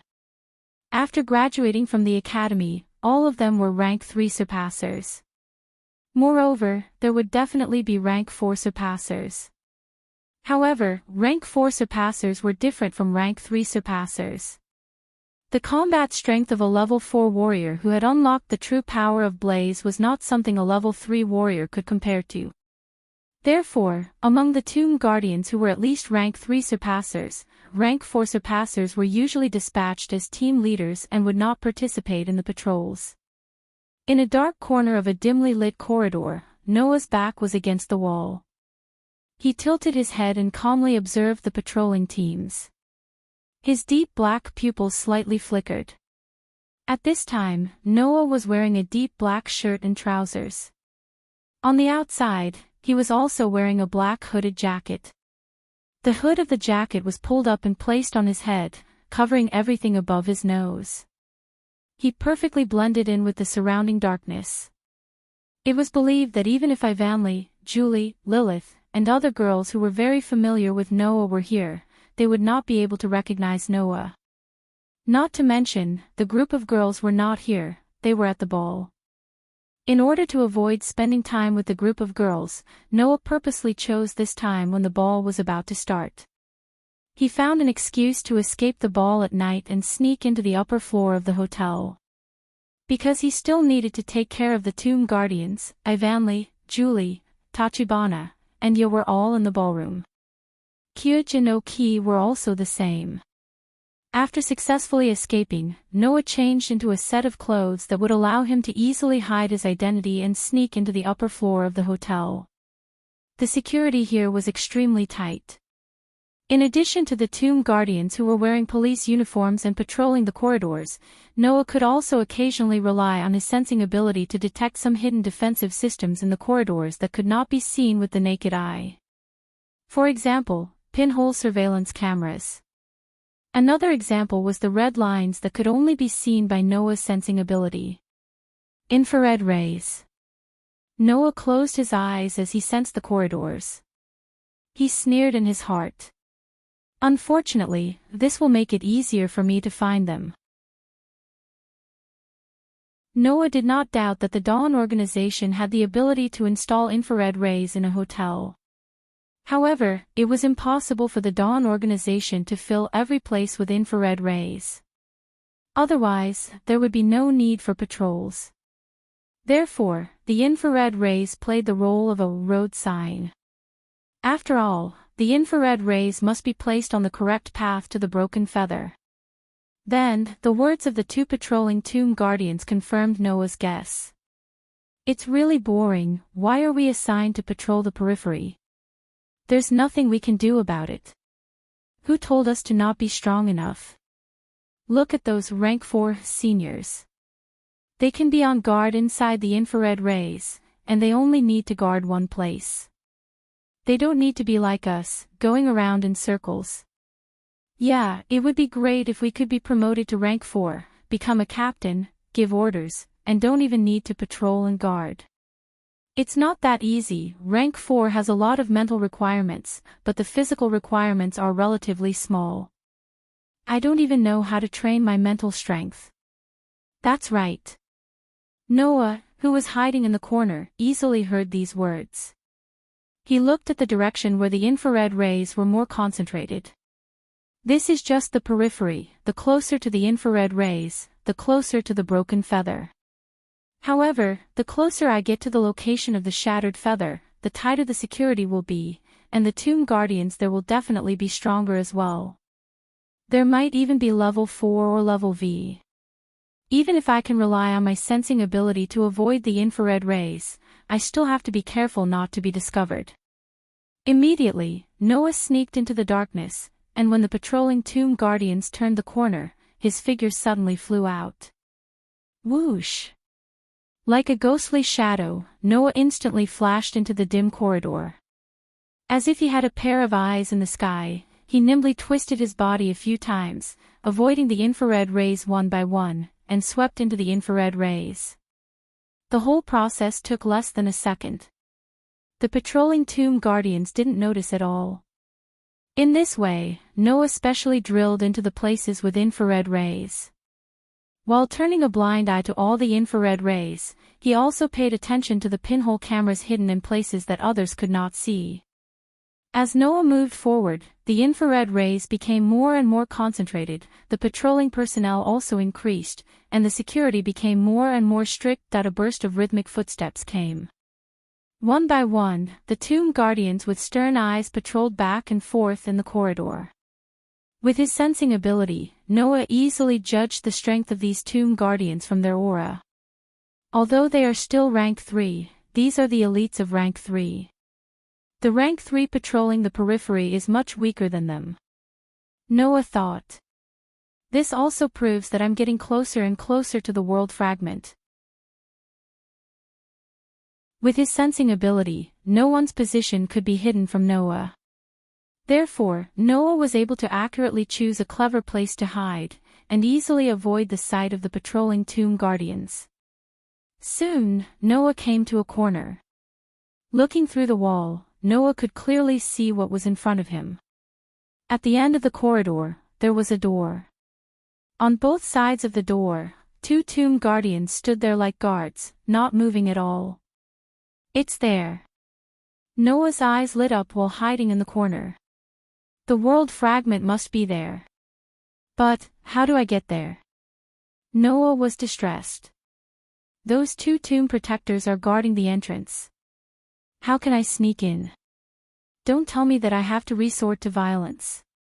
This was also an option. He didn't need to kill the tomb guardians guarding the world fragment. As long as he stunned them or shot them with his revolver, it would be fine. In any case, if the blaze didn't have killing intent, it wouldn't cause any physical harm. It would only cause a mental and spiritual impact, so Noah didn't need to be afraid. With this thought in mind, Noah deliberately suppressed the light and flames of the star pattern that appeared when the blaze materialized his revolver. This technique of eliminating the phenomenon caused by the materialization of blaze was something that Noah had figured out while he was secretly training his limit ability so that he wouldn't be like the last time when he was facing the zucchini hair, where he couldn't unseal the power of limit in time at the critical moment. Originally, this technique was useless, but who knew that it would come in handy at this time? After playing with the gun for a while, Noah raised the revolver in his hand and used his jacket to cover the body of the gun in his hand. Bang bang. Ugh. Ah. After the two gunshots were muffled by the jackets, two muffled sounds could be heard. Bang. In the sound of the two tomb guardians falling to the ground, one after the other, they were paralyzed on the ground. It was likely that they wouldn't wake up for at least 1 or 2 hours. Almost at the same time, Noah walked out of the corner, and in a flash, he arrived at the door. Paw! With a light sound, the door opened and closed, and Noah entered the door.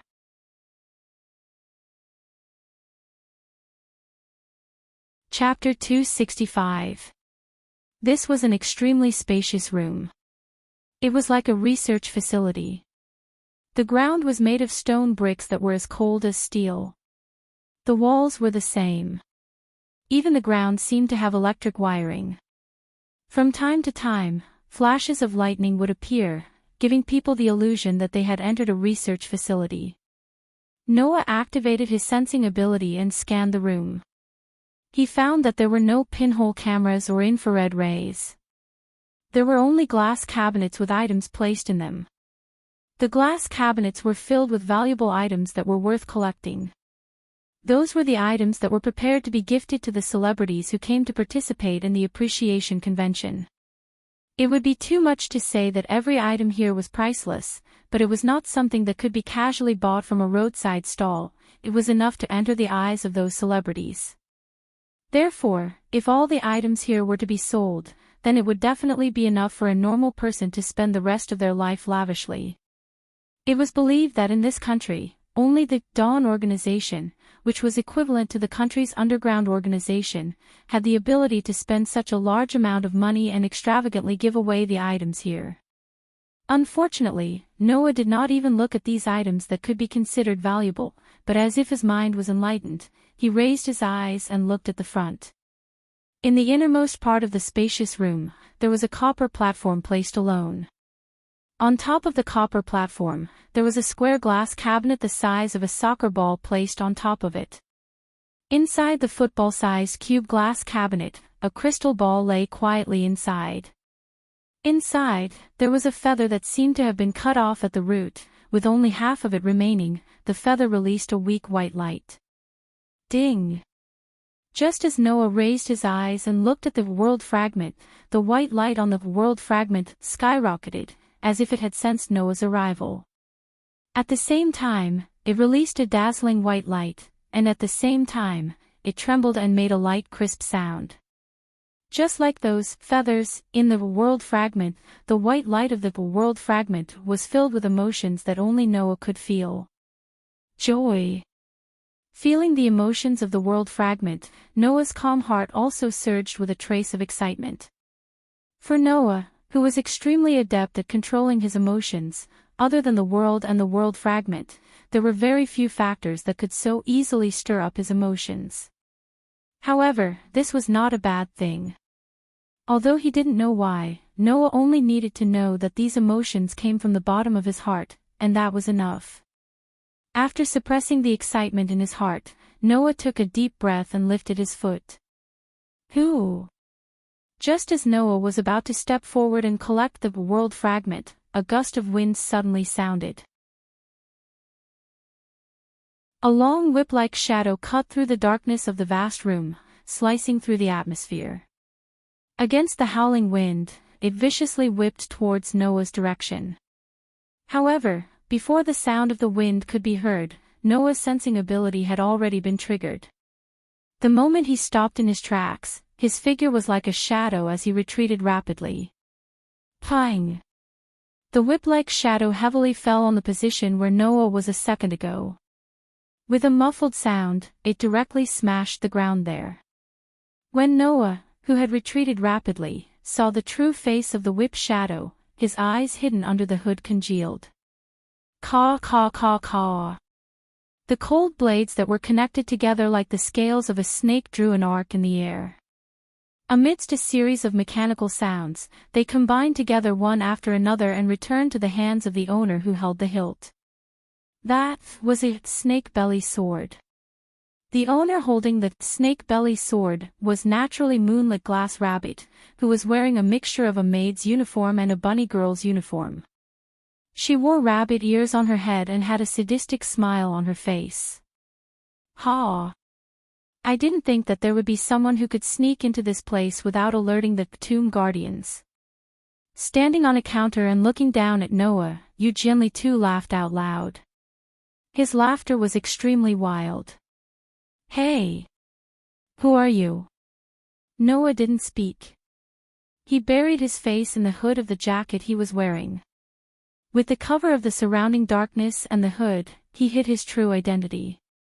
Noah knew that in the place closest to the world fragment, the Dawn organization shouldn't really only arrange 2 guards at the door.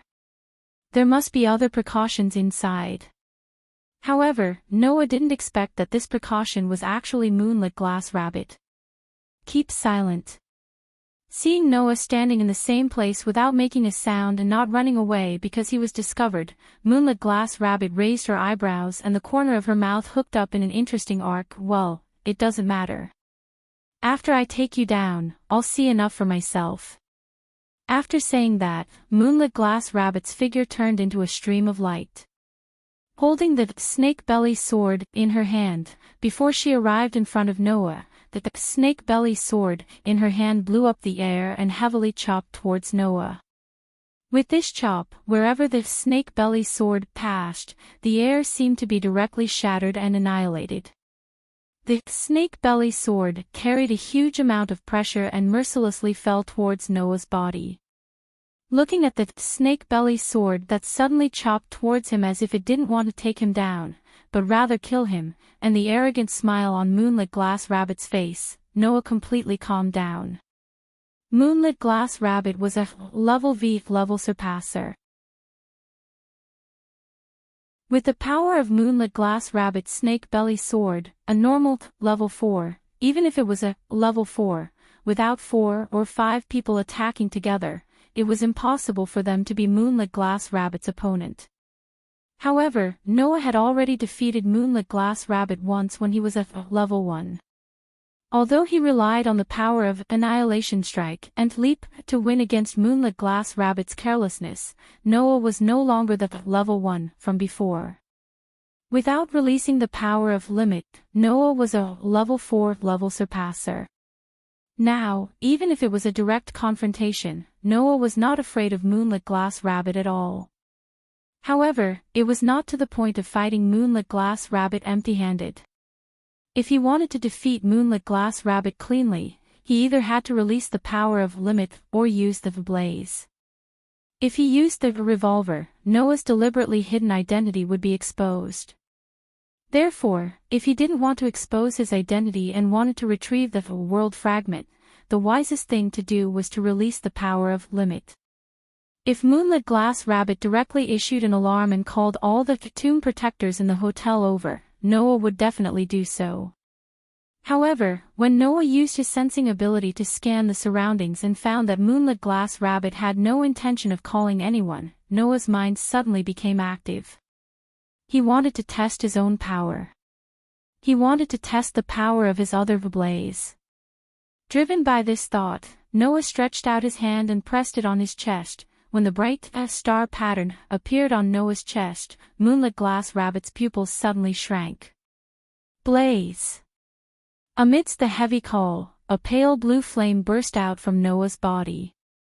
In the next moment, within the blue flame, a completely black sword with white patterns on the sword fell into Noah's hand. Knight's Sword. At the moment of imminent peril, the Knight's Sword and the snake belly sword were raised and slashed, each containing a ferocious force as they collided together. Clang!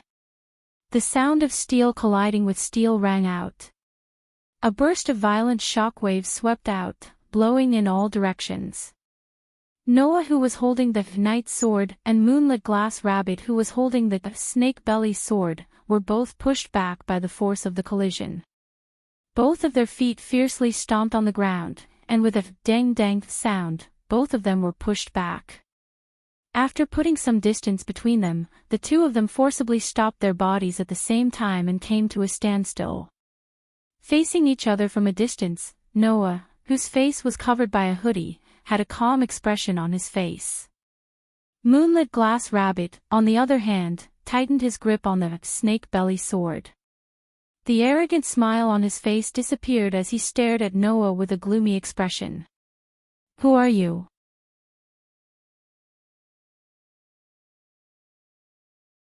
Chapter 266. Who are you?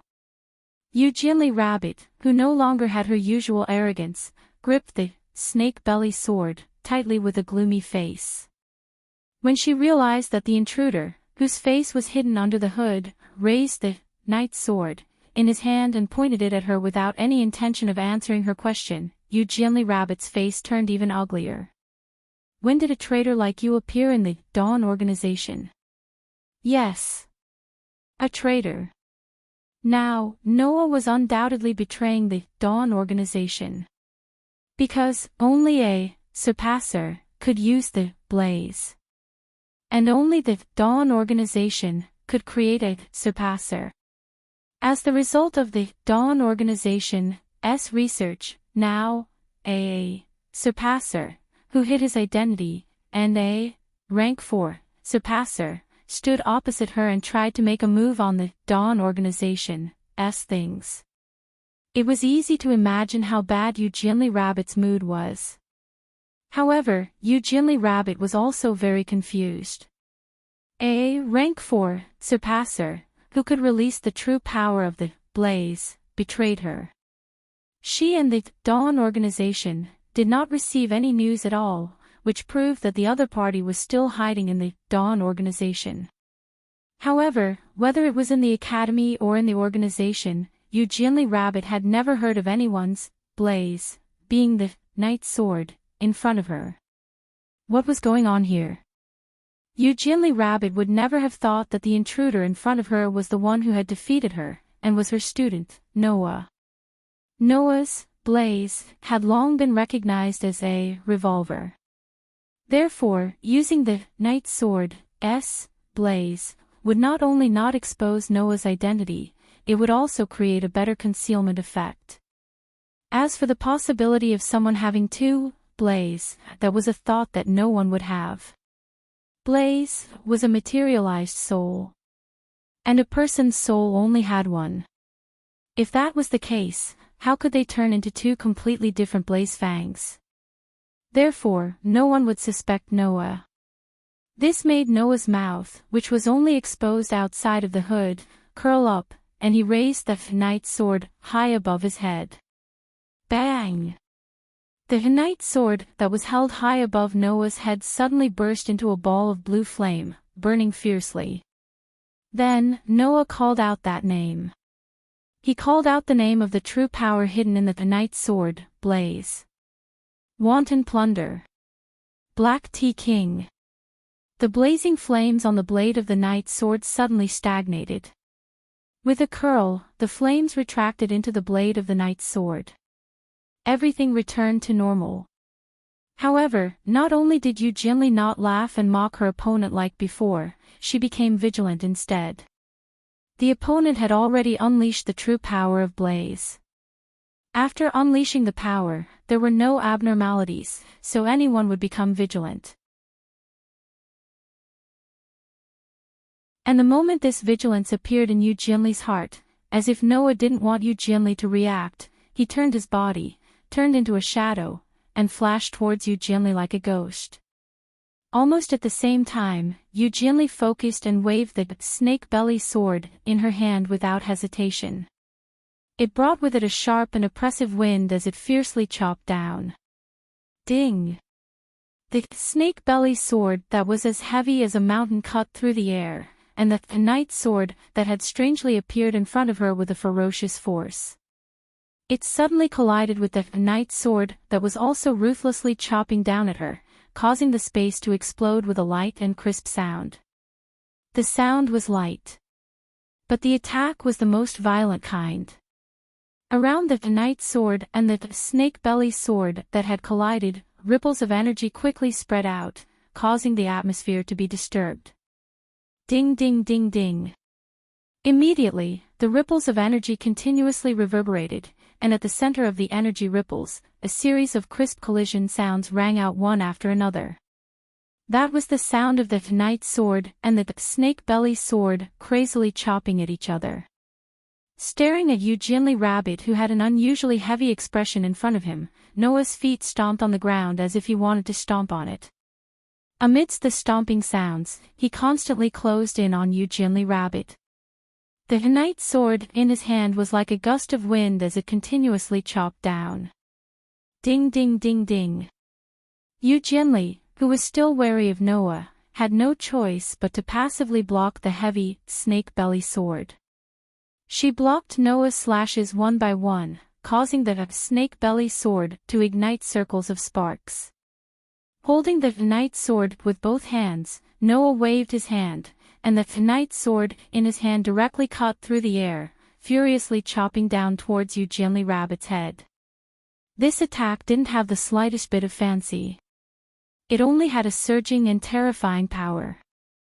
And under the pressure of this power, all the air within half a meter of the knight's sword was compressed and escaped in all directions, causing a vacuum to form when the knight's sword was swung down.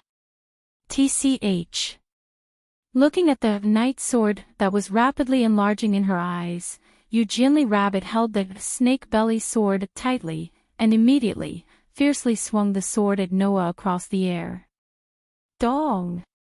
With a swing of the sword, the space in front of Eugenie Rabbit actually shook as if it had exploded, making a muffled sound. Immediately after, this heavy blow immediately turned into an invisible impact, and with a sharp sound that resounded throughout the vast room, it violently shot out and collided with the knight's sword in Noah's hand. Bang! The knight's sword suddenly collided with the invisible impact when it was half a meter away from Eugenie Rabbit's head. The force transmitted from the sword shook the body of the sword, causing the knight's sword to become sluggish. However, in this situation, Noah didn't retreat, but instead advanced. His body turned into a black line, and he took advantage of the situation to enter Eugenie Rabbit's side, and his right hand suddenly clenched. Ho! With an extremely strong force rapidly condensing on Noah's fist, Noah's body twisted, and his fist was like a cannonball, rubbing against the air, and in the heavy sound of the wind, it directly smashed towards Eugenie Rabbit's chest. Eugenie Rabbit was shocked. There was no way for her not to be shocked. Eugenie Rabbit, who had been on guard against the true power of the blaze that Noah released earlier, put all of her attention on Noah's knight's sword. How could she have thought that Noah would suddenly swing his fist at her like this? Feeling the strong wind coming from the opponent's fist, Eugenie Rabbit only had time to raise the snake belly sword in her hand, and block in front of her body, before the cannonball-like fist came crashing down. Bang! The fist that carried the terrifying force smashed onto the ferocious snake belly sword. Dong! An astonishing force turned into an impact, and like a tide, it rapidly surged out, and through the snake belly sword in Eugenie Rabbit's hand, it exploded like a bomb on Eugenie Rabbit's snake belly sword. Ha! Eugenie Rabbit, who had firmly endured the force from the snake belly sword with her body, let out a muffled groan. A hint of ruthlessness flashed through her eyes, and with a shout, she actually also raised a fist, and heavily smashed onto her own snake belly sword. Bang! This time, it was Eugenie Rabbit's turn to turn the force from her fist into an impact. It contracted on the snake belly sword, and immediately after, it suddenly bulged, and burst out in an earth-shattering manner. And the one who bore the brunt of it, naturally, was Noah, who was still holding his fist against the snake belly sword. Paw! Along with the explosive force from the other end of the snake belly sword, it attached itself to Noah's arm like a poisonous snake. A strange slapping sound came from Noah's arm, and he was directly shaken off by this force. After retreating a few steps, that force was finally removed. Who? Seeing Noah being shaken off, Eugenie Rabbit's gaze turned ruthless, and she raised the snake belly sword high above her head. Bite him to death. Crazy snake who? As she spoke, a scorching blue flame suddenly ignited from the snake belly sword in Eugenie Rabbit's hand. Finally, Eugenie Rabbit had also released the true power of her blaze. Seeing that Eugenie Rabbit had begun to release the true power of her blaze, Noah's eyes flashed, and the corners of his mouth slowly curled up.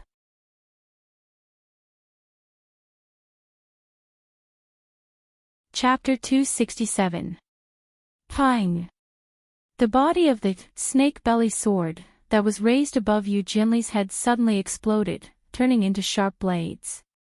With a spin, it soared into the sky like a twisting poisonous snake, forming a ring and rapidly spinning. The air slightly vibrated. A sword ring with a diameter of more than 3 meters let out a sharp buzzing sound and crazily spun. The true power of the blaze burned on the sword ring, causing the crazily spinning sword ring to turn into a dark blue halo that emitted an aura of death. That was a halo that was truly linked to death. As long as one was slightly grazed by this dark blue halo called the wild snake ring, it would definitely result in one's flesh being torn apart. Eugenie Rabbit raised the snake belly sword that only had the sword hilt left. The wild snake ring, floating above her head, spun while shaking the atmosphere, creating a gust of wind that blew up Eugenie Rabbit's bangs, causing Eugenie Rabbit's cold eyes to be exposed in the air. I originally wanted to capture you alive, but your abilities are not small. Don't blame me for using my full strength, but don't die too quickly, intruder. After saying that, Eugenie Rabbit did not even give Noah a chance to reply.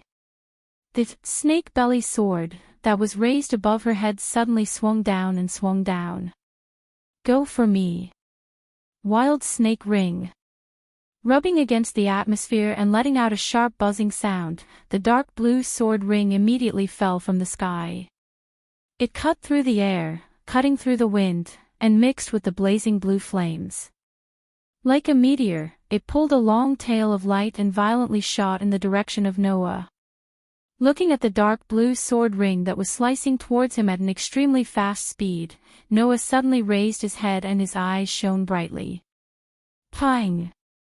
In the midst of an explosion, the knight's sword in Noah's hand once again burned with blue flames. Like a ray of light, it rapidly expanded.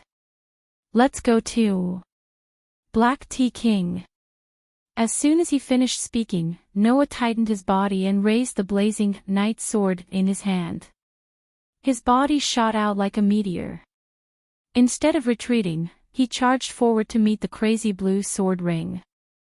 Buzz!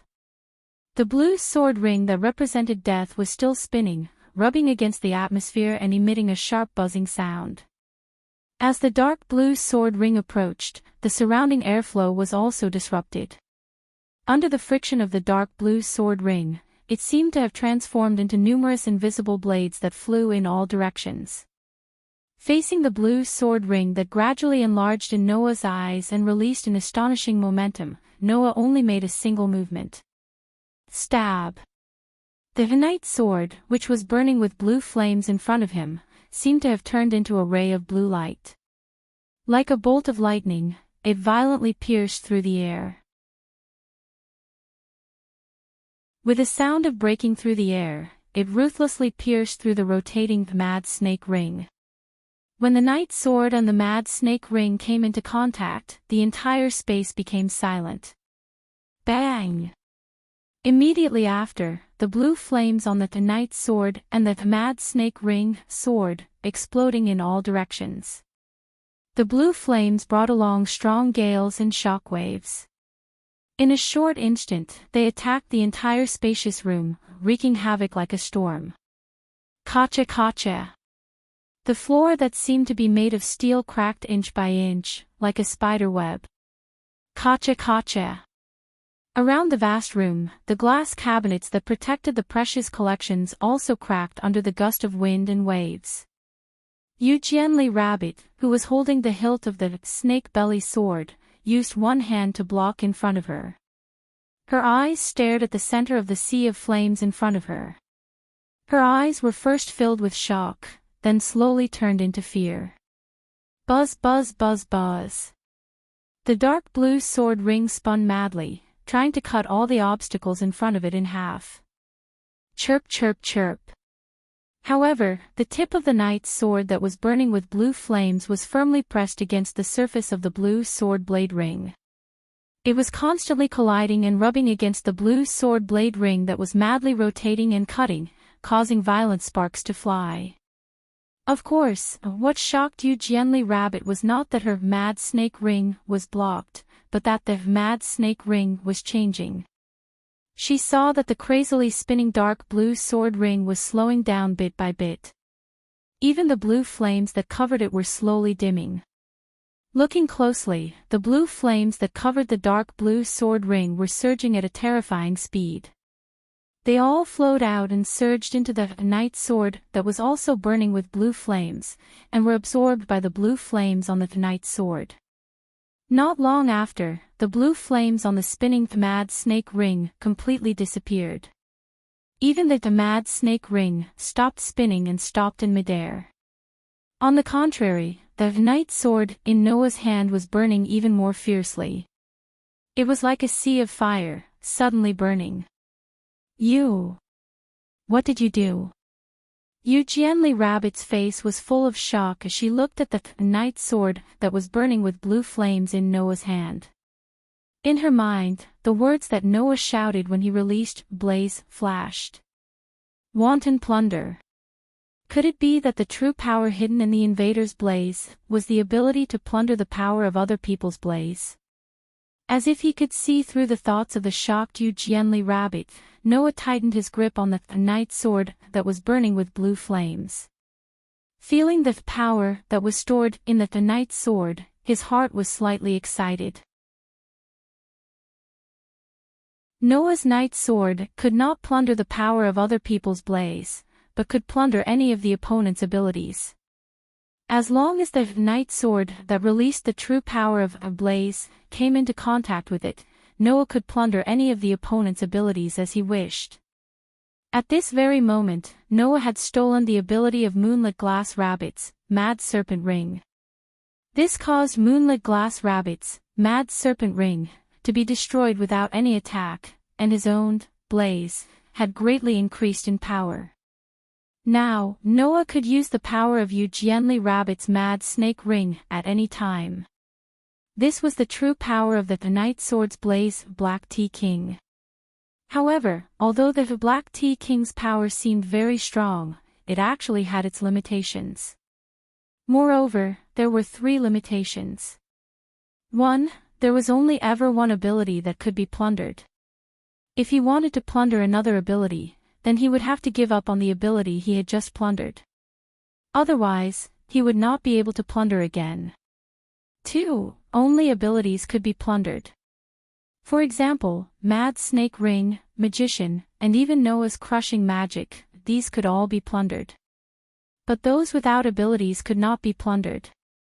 For example, Noah could not plunder the opponent's life, nor could he plunder the opponent's physical strength, arm strength, endurance, or even recovery ability.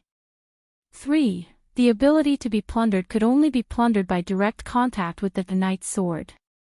Moreover, the Black Tea King had to be released first. If it was not released and there was no direct contact, then Noah would not be able to plunder the ability. It was also because of this that Noah released the Black Tea King at the beginning and waited for Eugenly Rabbit to use the Mad Snake Ring before plundering.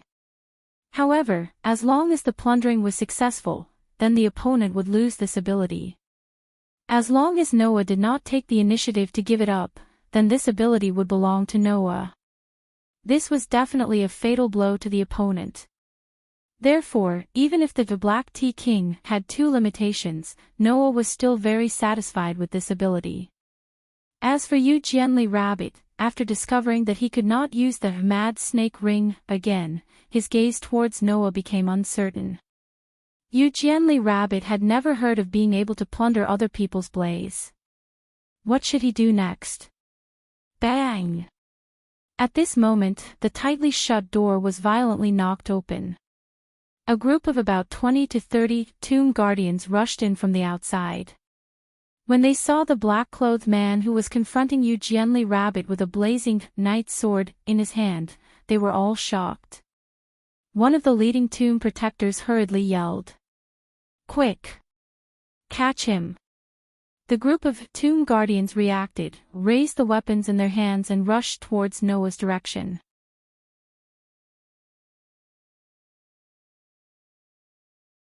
Chapter 268.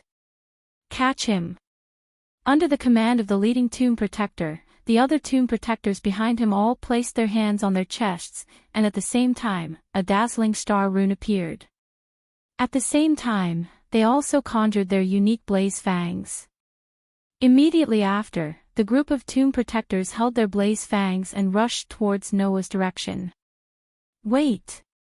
Seeing the tomb protectors being so reckless, Yu Jianli too quickly called out.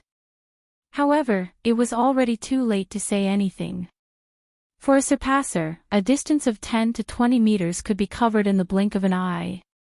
Not to mention, as long as one could become a tomb protector, they were all at least rank 3 surpassers. With the speed of a rank 3 surpasser, when Yu Jianli too called out, they were already not far behind Noah. Turning his head, looking at the group of tomb protectors rushing towards him, Noah instantly activated his sensing ability and thoroughly investigated the strength of these tomb protectors. Other than the rank 4 surpasser who was standing at the door and giving orders to the tomb protectors, the rest of the tomb protectors were all rank 3 surpassers. Presumably, the other party must have been attracted by the commotion caused by Noah snatching the wild snake ring, right? Against a group of rank 3 surpassers, there were more than 20 to 30 of them. Even with his rank 4 surpassers, Noah would still need a long time to defeat all of them. Moreover, there was still a rank 4 surpasser and Yu Jianli too, who were eyeing him covetously. Being surrounded by such a group of people, it was not difficult to escape unscathed. However, if he wanted to escape unscathed and obtain the world fragment, it would be a bit difficult. Under the condition that the power of limit was not released. Bang! Just as the group of rank 3 tomb protectors were about to submerge Noah's figure, a terrifying surge of energy erupted from Noah's body like a violent storm. Magic power. After being strengthened by the Daybreak Star rune, 4 times, Noah's spirit had been strengthened, and his magic power had increased substantially. After a few months, the magic power that Noah had sealed under his limited ability finally flowed through Noah's body once again. After a few months, Noah had finally released all the power that had been limited within his body, erupting with his true strength. Dong! The magic power that had turned into a gust of wind seemed to have materialized, and it fiercely crashed into the charging tomb guardians. Ah! 20 to 30 charging tomb protectors were directly swept away by the magic shockwave, and they all cried out in pain as they were sent flying back even faster than when they came. Or smashed against the wall. Or smashed against the glass cabinets. Or smashed against the ground. There were even 2 that crashed into the rank 4 captain and rolled out of the room like a gourd. Yu Jianli Rabbit was also caught off guard and was blown back repeatedly by the magic power that had turned into a storm. While her face was full of disbelief, she shouted at Noah. "You bastard! You haven't shown your true strength all this time." Yu Jianli Rabbit's angry voice could not enter Noah's ears at all. Feeling the vast magic power flowing through his body and the full power that he had not felt for a long time, Noah's eyes that were hidden under his hood could not help but squint in satisfaction. Noah could clearly feel it.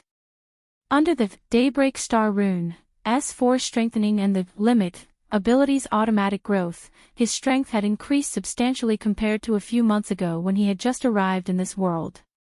Especially in the aspect of magic power. Noah's magic power was originally unbelievably strong.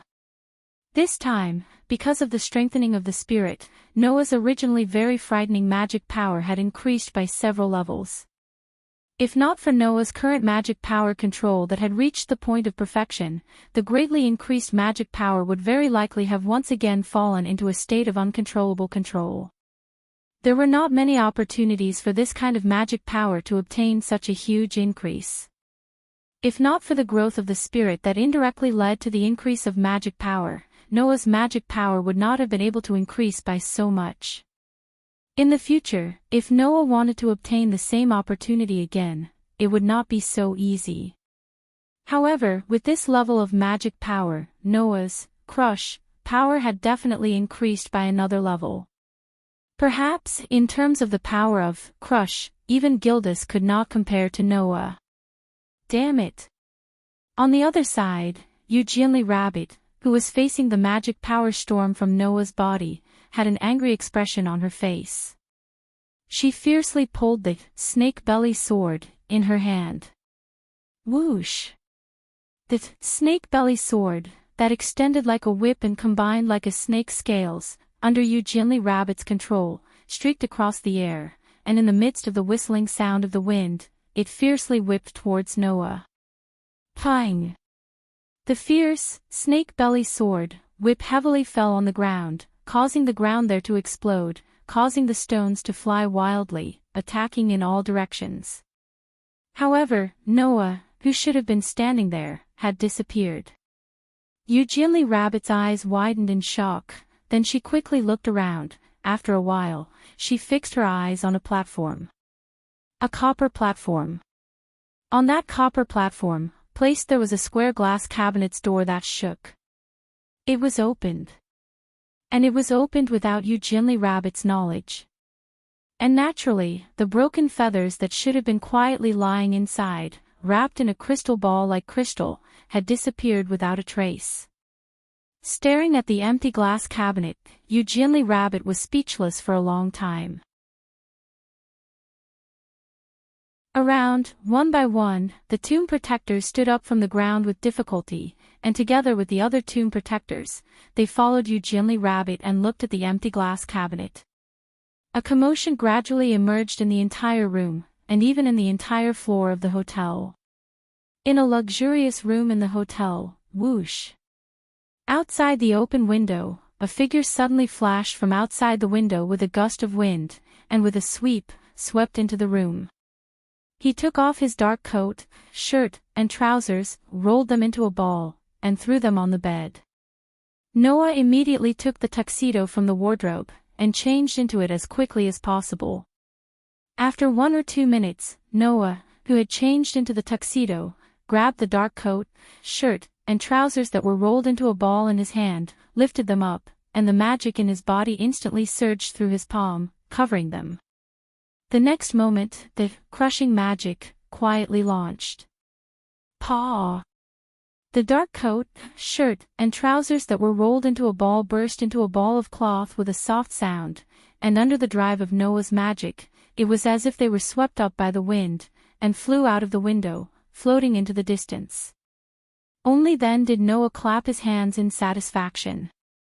He activated his limit ability and resealed his own strength. Only when he was left with the equivalent of a level 4 surpasser did he stop, allowing his strength to once again enter a state of automatic growth.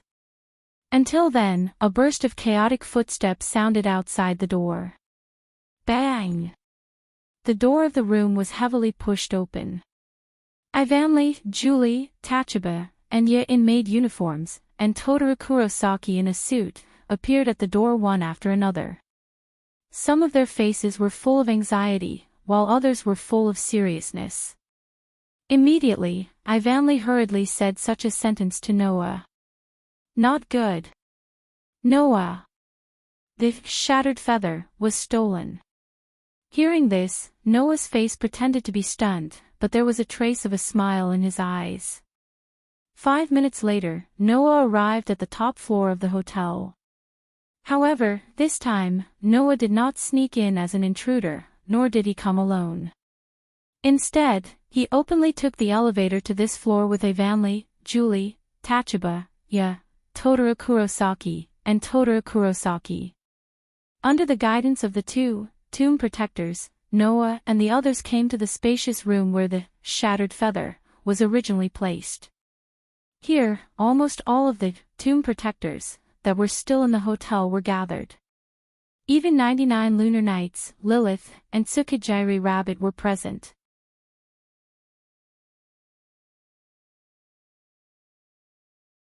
Chapter 269. An oppressive silence pervaded the entire spacious room.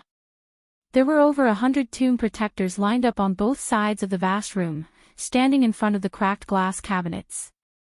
A step in front of these tomb protectors, there were 4 or 5 rank 4 tomb protector captains standing there with their heads lowered, not saying a word.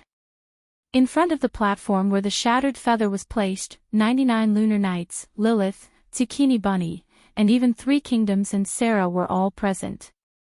They all silently looked at the empty glass cabinets without saying a word. Until Noah brought Evanli, Julie, Tachibana, Kyujituryu, and Kawai Tokusaki in, many people began to look at the door. Noah. Lilith, who was still wearing her formal dress, called out to Noah. Noah nodded to Lilith and then looked at 99 lunar knights. 99 lunar knights didn't say anything, but expressionlessly waved her hand. Immediately after, Tsukini Bunny, with an unhappy expression, began to talk about how the shattered feather was lost. From the moment Eugenli Rabbit discovered that the tomb protector at the entrance had been defeated, to the moment she discovered that the intruder was a surpasser and fought with the intruder. In the end, she put away her unhappy expression and solemnly recounted how her mad snake ring was stolen by the intruder. A blaze that can steal the power of other people's blaze. Everyone present looked at each other in dismay. Not to mention others, even 99 lunar knights showed a trace of surprise and frowned. Impossible, there really is such a special power. There is no way I don't know about the existence of such a person. 99 lunar knights was the highest person in charge of the Dawn organization. Although the number of surpassers trained by the Academy and the Dawn organization wasn't small, every surpasser was very precious, let alone a rank 4 surpasser. 99 lunar knights would definitely have these people under their control. And as the highest person in charge of the Dawn organization, 99 lunar knights held the lifeline of all surpassers, the Dawn Star Rune. If a surpasser wanted to ascend and increase their rank, they must first obtain 99 lunar knights' approval to give the surpasser the Dawn Star Rune to ascend.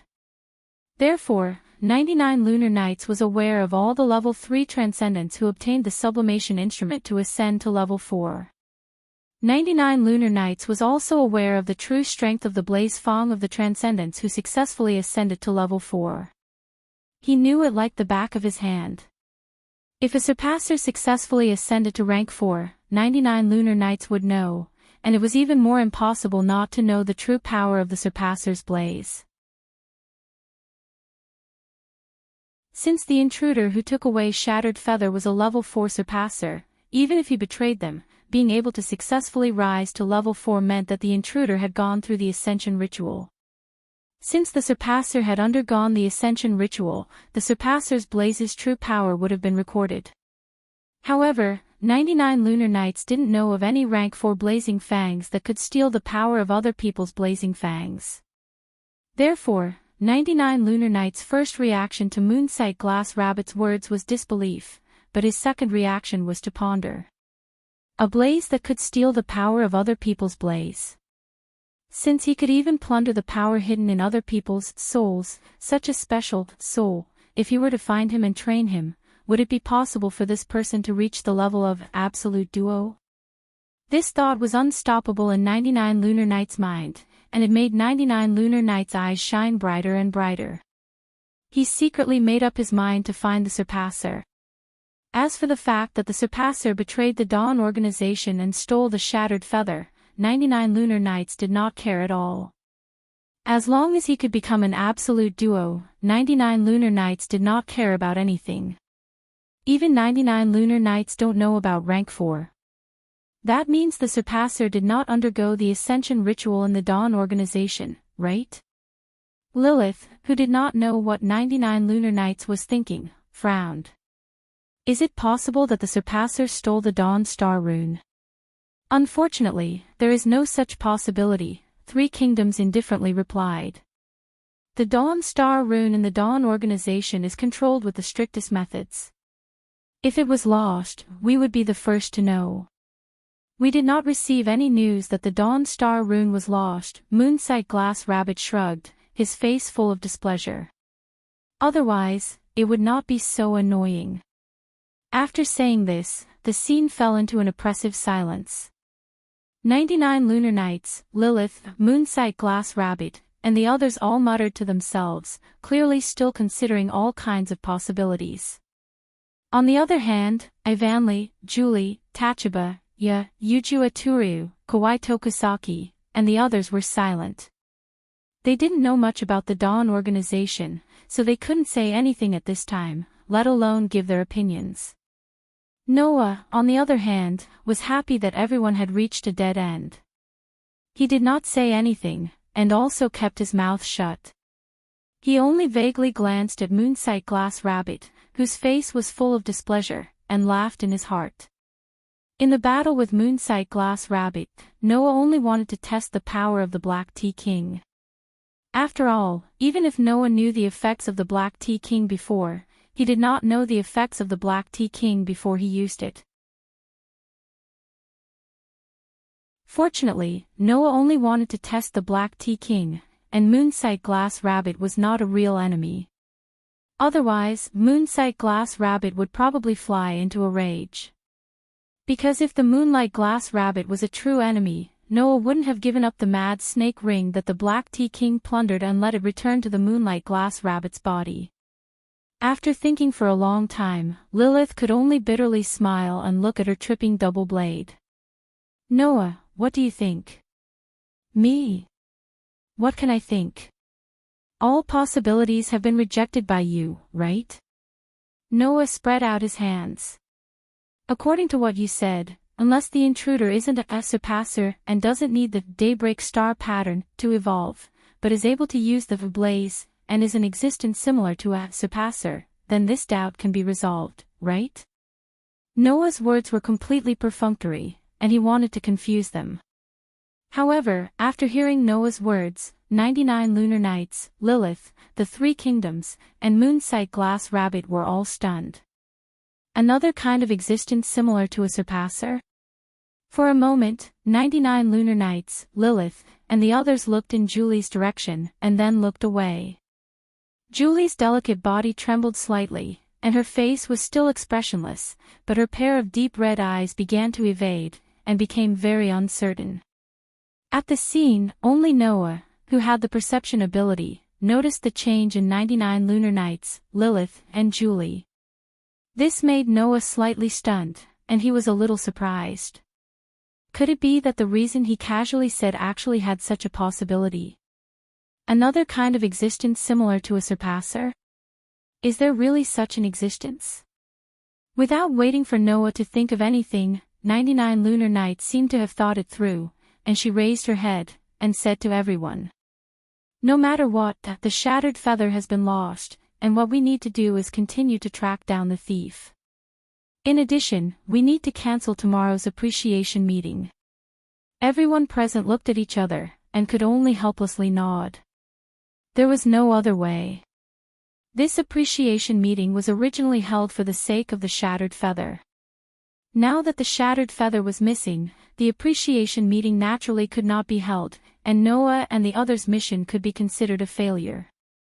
Suddenly, outside the door, a voice that was neither fast nor slow suddenly sounded. Even with such tight security, the shattered feather was still stolen. It seems that the ability of a surpasser has slightly disappointed me. As these words rang out, two figures slowly walked in from the outside and appeared at the entrance, entering the sight of all the people present who were looking over as if they were about to shoot off.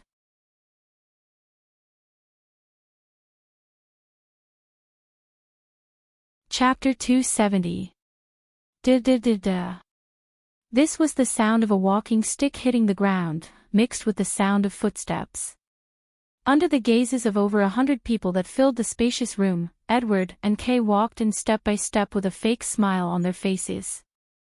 Looking at Edward and Kay, who gradually walked into the room, many people revealed a blank expression. Who is that? Only 99 lunar nights, Lilith, Moonlit Glass Rabbit, and the Three Kingdoms group focused their gazes on Edward and Kay, who were slowly walking in, their eyes gradually fluctuating. Noah also narrowed his eyes, feeling the unfriendly atmosphere in the air, and curled his lips into a smile. Kay, who was one step behind Edward, raised his eyes and swept his gaze toward Noah. As for Kay's gaze, Noah directly ignored it, causing Kay's eyes to flash with a cold light. "We meet again, Blaze Diabolica." In front of everyone, Edward leaned on his walking stick, looked around, and said, "It seems that something very troublesome has happened here. Do you need me to provide you with some help?" It's rare for Equipment Smith to be so enthusiastic. 99 lunar nights pursed her lips and smiled. "However, this is a small matter. We can take care of it ourselves. There's no need for you to worry." "Is that so?"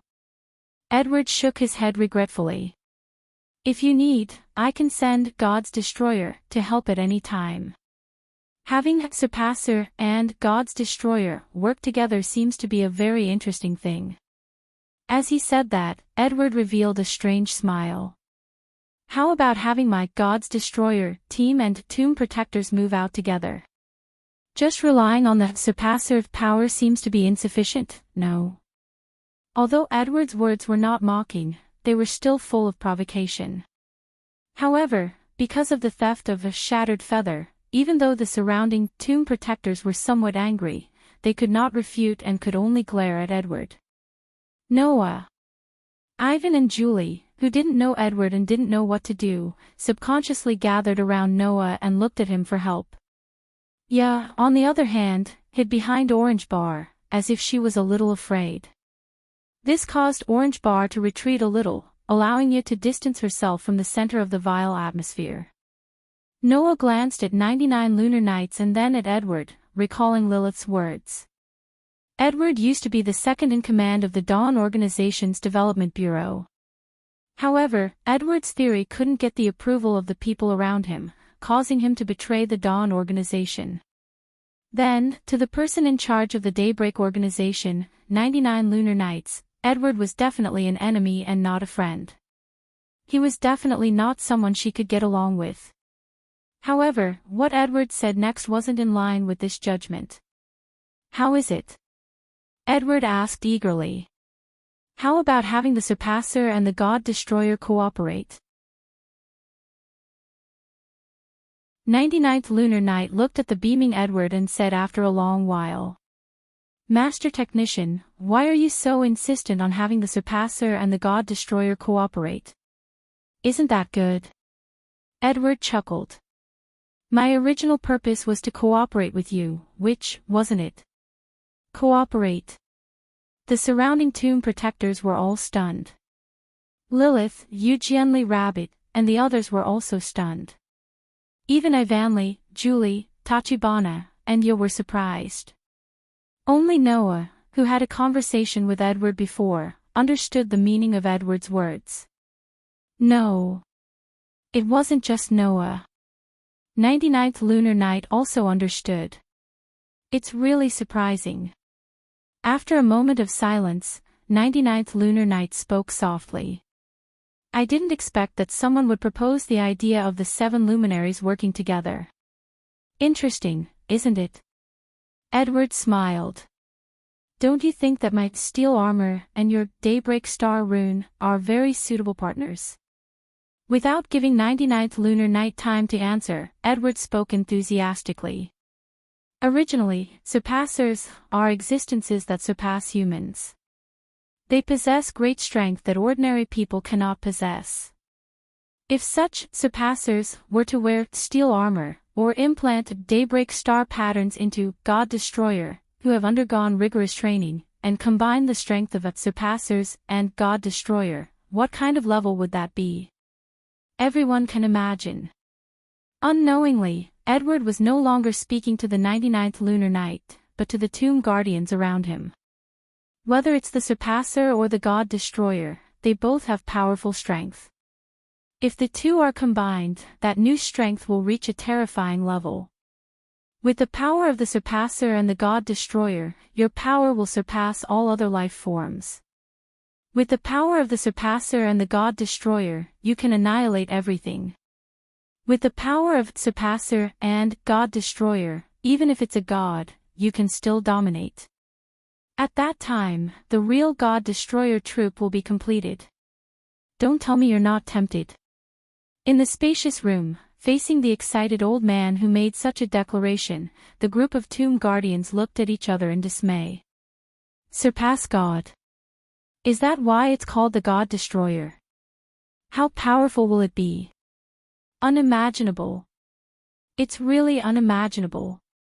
Will the combination of the surpasser and the God Destroyer really work? The tomb guardians, who had strict military order and would never discuss without order in this kind of situation, were moved by Edward's theory. They forgot about order and started to quarrel.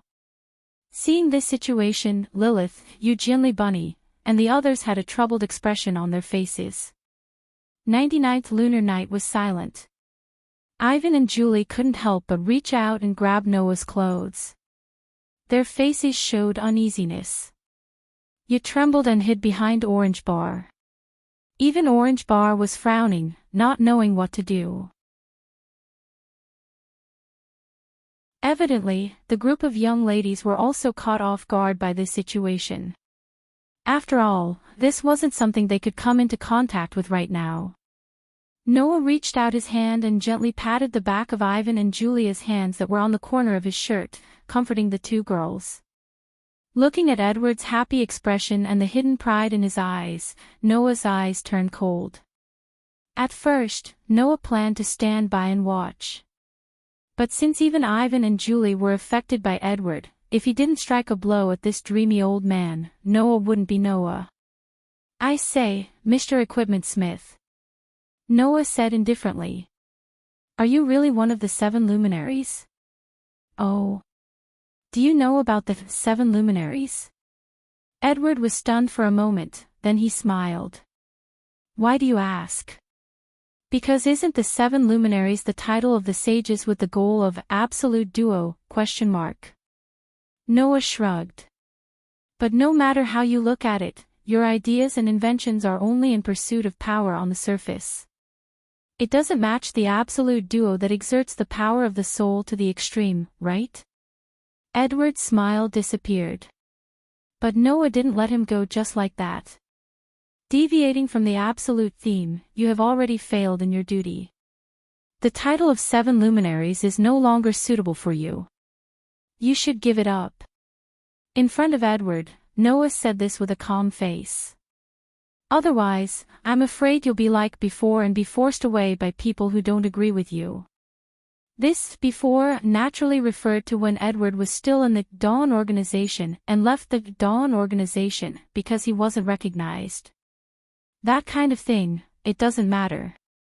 Being poked at his scar, Edward's face finally turned ugly, but he quickly recovered. If no one agrees, then it's up to me to make others agree. As soon as he said this, Kay, who was standing behind Edward, raised his head and suddenly raised his hand. Bang! In the next second, an explosion sounded throughout the entire hotel building, causing the entire building to tremble.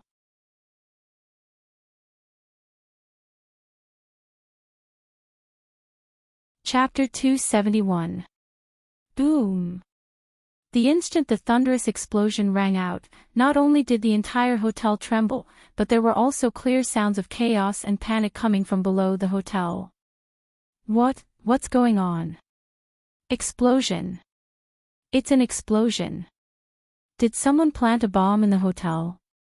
The mausoleum guards who were lined up around them were also alarmed.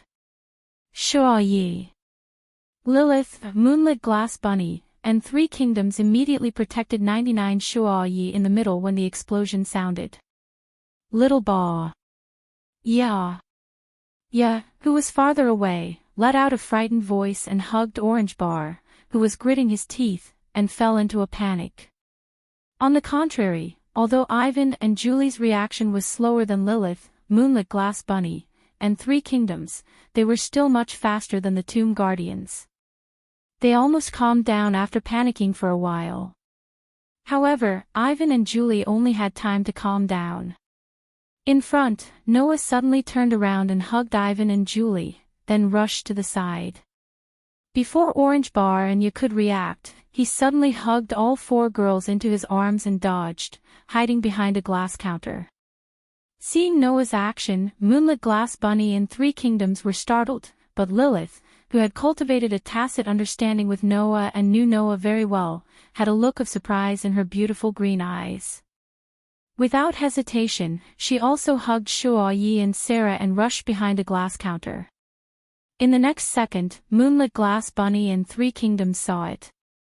Outside the surrounding windows, black shadows descended from the sky and floated in the air outside the windows, and pitch-black weapons were set up. Submachine guns. Da-da-da-da-da. The sound of continuous fire from the submachine guns and the sparks on the muzzles worked together. Bang, bang, bang, bang, bang. The glass of the window that was penetrated by the crazy bullets shattered. Immediately after, the bullets turned into a barrage like a storm, continuously sweeping in from all directions outside the windows, mercilessly shooting towards the people in the room. Yu Jianli Rabbit and the Three Kingdoms finally realized what was going on at the critical moment. At the same time, they rolled on the ground and hid behind the glass counter. Bang, bang, bang, bang, bang. The bullets landed on the glass counters one by one, shattering the glass on top of them. Suddenly, the glass shards flew around, and some of the collections that were originally placed in the counter were shot through by the bullets, and fell to the ground with a crackling sound. Ah! Ah! Quick! Find something to hide behind. Hide! On the other hand, some of the tomb protectors were shot because they couldn't react in time, while some were lucky enough to escape. They quickly picked up the wounded closest to them, and under the orders of the 4 or 5 rank 4 captains, they hid behind cover. If it weren't for the protection of these 4 or 5 rank 4 captains, the number of tomb protectors would have definitely increased by now. After all, even though he could more or less see the trajectory of the bullet when he reached level 3, he could only successfully dodge the bullet when he reached level 4. Under the situation where the bullets were fired from all directions, only the 4 or 5 rank 4 captains had the ability to deal with it. They also showed good battlefield discipline, and took care of the tomb protectors in time, allowing the tomb protectors to escape. Among them, Yujue Tuyu and Oki Hokusaki were lucky enough to react in time, and hid behind a counter, avoiding the fate of being hit by the bullets. However, although there were no deaths so far, there were quite a number of people who were injured. In addition to the sound of submachine gun fire, glass shards, and the shattering of collectibles, the entire vast room was filled with the screams of many people. Ah! Behind the glass counter, Ya buried her head in Noah's arms, and kept screaming in fear. Not to mention Ya, except for Julie, Ivanli and Tachibana also showed a hint of fear on their faces, and subconsciously grabbed Noah's clothes tightly. Before today, whether it was Ivanli, Tachibana, or Ya, they were all students who were not even 18 years old. Even if Haolang Academy taught combat skills, after graduation, they would join the Dawn organization and become tomb protectors. They would have to fight against all kinds of villains in order to crack down on crimes. It was inevitable that they would encounter such a dangerous battlefield, but that was a matter for the future. Now, it had only been a few months since they entered Haolang Academy. Even if they were used to fighting, the group of girls was not used to the battlefield yet. Not to mention, now was a critical moment where they could lose their lives at any time, so it was inevitable that they would panic. Julie, on the other hand, was still calm from beginning to end. She even poked her head out from Noah's arms, and her deep red eyes vigilantly scanned the entire room. After a while, except for the Timidya, Ivanli and Tachibana finally displayed the excellent combat skills they had trained in the academy. They suppressed the panic in their hearts and forced themselves to calm down. At this time, the shooting of the submachine gun also stopped. Outside the surrounding windows, God's destroyers wearing steel armor flew into the room with the help of the thrusters equipped on the back of their combat suits. They slowly landed and surrounded the room with their submachine guns.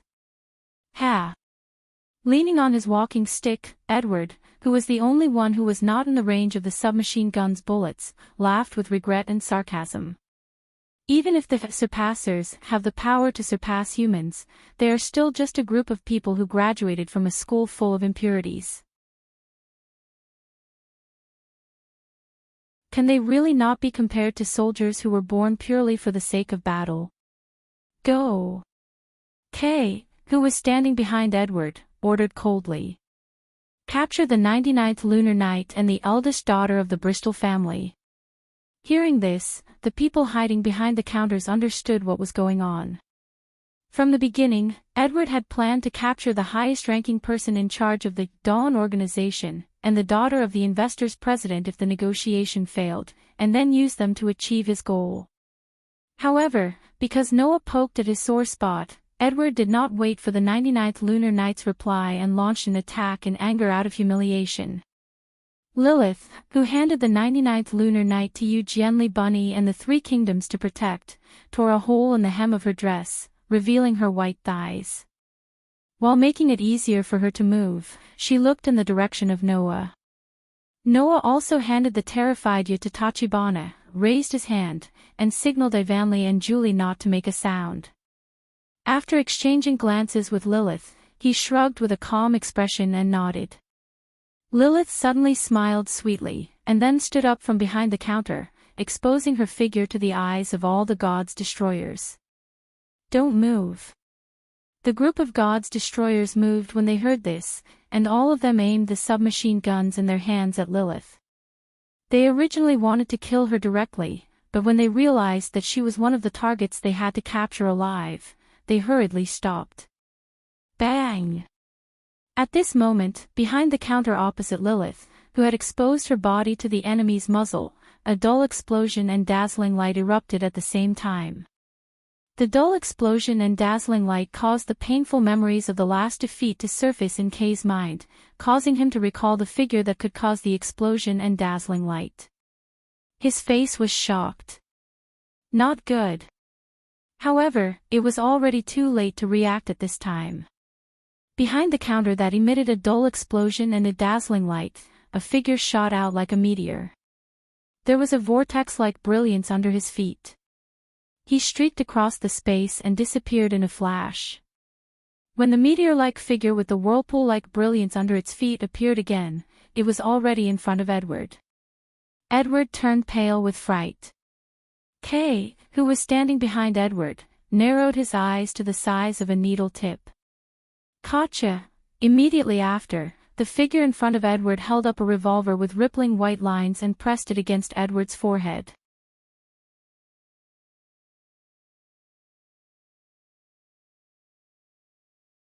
Chapter 272. The entire place suddenly went silent. The group of God destroyers in steel armor finally reacted. Just as they were about to turn the direction of the submachine guns in their hands and aim at the figure that was holding the revolver against the shocked Edward, Kay's cold voice rang out. Don't move. The group of God destroyers' hands suddenly froze, and they did not dare to move even an inch. Seeing this situation, Lilith and Moonlit Glass Bunny, who were waiting for an opportunity behind the counter, clicked their tongues. If those God destroyers had turned the direction of the submachine guns in their hands and aimed at Noah, then Lilith, Moonlit Glass Bunny, and the others who were waiting behind the counter would have instantly launched a counterattack. Unfortunately, this plan was seen through by K. Now, those god destroyers were still aiming their submachine guns at them, so Lilith, Moonlit Glass Bunny, and the others could not move. Therefore, the situation suddenly became a stalemate. "Save me!" Edward shouted angrily at Kay with a face full of panic. "Shut up!" Noah pressed the revolver against Edward's head heavily, causing Edward to shut his mouth in fear. However, his lips were still trembling, and the crutch in his hand fell to the ground. Noah then looked around. After exchanging glances with Lilith, he turned his head and looked at Kay, tell them to put down their guns. Hearing this, Kay, who had already distanced himself from Noah and Edward, was silent for a while, then laughed. "No, the person who should put down their guns is you." Noah raised his eyebrows. "I have to say, to be able to find an opportunity to counterattack in such a situation, you are indeed very outstanding. Compared to you, those tomb guardians who graduated before you are simply trash." Kay put on a disgusting, hypocritical attitude. "However, please don't forget that you have a hostage in your hands, and so do we." After saying this, Kay waved his hand slightly, and the surrounding god destroyers immediately raised their submachine guns and aimed at Lilith, who was the only one exposed outside the counter. Lilith's face fell. Noah also frowned. Only Kay had a victorious smile on his face as he shrugged. "For the sake of the eldest daughter of the Britos family, and for the sake of your classmates and companions, I'm sorry, but could you please put down the gun in your hand?" As he said this, Kay stared at Noah. His body tensed up to prevent Noah from suddenly exploding and creating more problems. After all, if he did not focus all of his attention on Noah, Kay was afraid that the next time he would be controlled by Noah, it would be his turn to be controlled by Noah. It couldn't be helped. Noah's great leap forward was simply too terrifying. With Noah's rank 4 strength using great leap forward, there was no one present who could keep up with Noah's speed. Even if they used their eyes to follow Noah's figure using great leap forward, it would be difficult. Therefore, the only thing Kay could do now was to stare at Noah. While preventing Noah from causing trouble, he also had to firmly control the hostage in his hands. Otherwise, this time, let alone Kay, even the entire God Destroyer team personally led by Edward would suffer defeat at the hands of this student, leaving behind a lifetime of humiliation. Unfortunately, Kay thought that his ability to grasp the situation was very good, but he underestimated Noah. Bang! Following the sound of a gunshot, Edward's leg was directly pierced through by a pitch-black bullet formed from mental strength filled with killing intent. Blood splattered everywhere. "Ah!" Edward immediately screamed and knelt on the ground. What? With Lilith as the leader, the people hiding behind the counter, including Ivanli, Julie, Tachibana, and Yatongtong all sucked in a breath of cold air. "You!" The God Destroyer team with Kay as the leader all stood up in shock and anger. "You're very smart, but don't treat others as fools." Noah smiled indifferently. The revolver in his hand was once again pressed against the head of the screaming Edward who was kneeling on the ground. His eyes carried a bit of coldness as he looked at Kay, "So, the smart you can guess. If I and these so-called God Destroyers shoot at the hostages in our hands at the same time, will both hostages die? Will both hostages survive? Or will one live and one die?" When Noah said this, not only Kay, but even Lilith understood what was going on. Lilith was a level 3 surpasser, and she could barely see the trajectory of the bullets. In this kind of situation, if the God Destroyers opened fire, Lilith might not be able to avoid all the bullets even if she tried her best. However, she could still pay a small price in exchange for a chance to live. Compared to Lilith, Edward was just an ordinary person, and an old man at that. If both sides opened fire at the same time, in the end, Lilith could pay a small price in exchange for a chance to live. But Edward was definitely going to die. Kay's expression gradually darkened, but after a while, he regained his composure. The celebrities downstairs are also under our control. And then Noah looked at Kay with a smile that wasn't a smile. He looked at Kay with an even more composed expression. Do you want to use the lives of those celebrities who have nothing to do with me to accompany the life of the technician who invented steel installation and gave you power? After throwing out this sentence, Kay didn't say anything else. He looked at Noah, and the atmosphere slowly became oppressive. You really aren't an easy person to deal with. After a while, Kay slightly raised his eyes and said coldly, "What will make you let them go?" Noah curled his lips and smiled. He didn't pay attention to Kay, but turned his head and looked at Lilith. Lilith immediately understood and whispered to Moonlit Glass Rabbit and Three Kingdoms. "Take New Moon and leave this place." Moonlit Glass Rabbit immediately curled her lips in displeasure, as if she was very dissatisfied that she had to leave. Three Kingdoms didn't hesitate at all. He brought the silent 99 lunar nights from behind the counter and moved in the direction of the door. "What? You don't want to leave?" Moonlit Glass Rabbit also got up from behind the counter and shouted at the tomb protectors hiding behind the counter with a nasty tone. "Take the wounded. All of you, leave. All of you, leave." The few Rank 4 captains clenched their teeth and gave the order for all the tomb protectors to come out from behind the counter. They followed behind 99 lunar nights, Moonlight Glass Rabbit, and the Three Kingdoms and left the place. Noah, Ivanli, Julie, Tachibana, and you seem to want to stay. Even Yuju Eturu and Kue Hokusaki stood up with a determined expression. "All of you, leave. Don't leave a single one here." Noah threw out these words without turning his head. "Don't forget what this guy said. The celebrities downstairs are also being controlled. There must be other god destroyers there. I'll leave those people to you. You can't do anything here." The group of people hesitated. "Let's go." The one who said this was Julie, who had been staring at Noah's back. "Leave this place to Noah." Noah. Ivanli seemed to be struggling and hesitating. After a while, he clenched his teeth and nodded. "Let's go." "Noah." You muttered worriedly. "Be careful." Tachibana only said this solemnly. Instead, he took the lead, held Ya's hand, and ran towards the door. Ivanli and Julie glanced at Noah, then lowered their heads and followed Tachibana out of the room. "Sarah."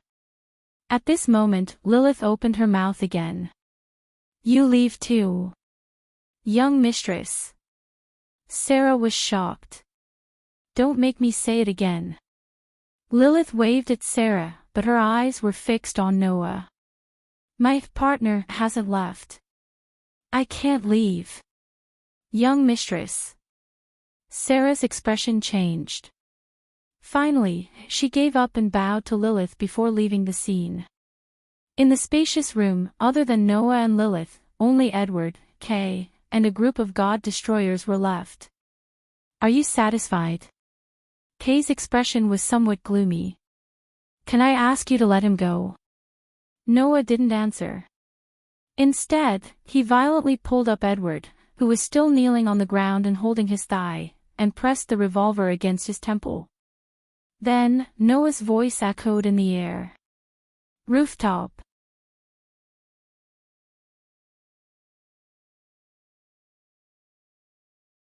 Chapter 273.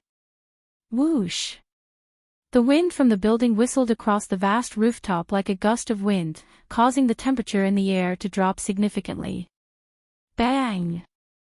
At a certain moment, the rooftop door was heavily opened. Noah pressed a revolver against Edward's temple and pressed down on the limping Edward as he walked in with Lilith. At the same time, a group of God's destroyers with submachine guns swarmed in from outside the door and surrounded Noah and Lilith in a semicircle. They were still holding the submachine guns in their hands, but none of them dared to open fire, causing the crowd to be filled with a thick atmosphere of hesitation. Kay was the last to arrive on the rooftop. The fake smile on his handsome face had long disappeared. Kay stared at Noah expressionlessly as he walked out of the crowd and came to the front of the God's Destroyer unit. However, Noah still didn't look at Kay, and his gaze fell on the center of the rooftop.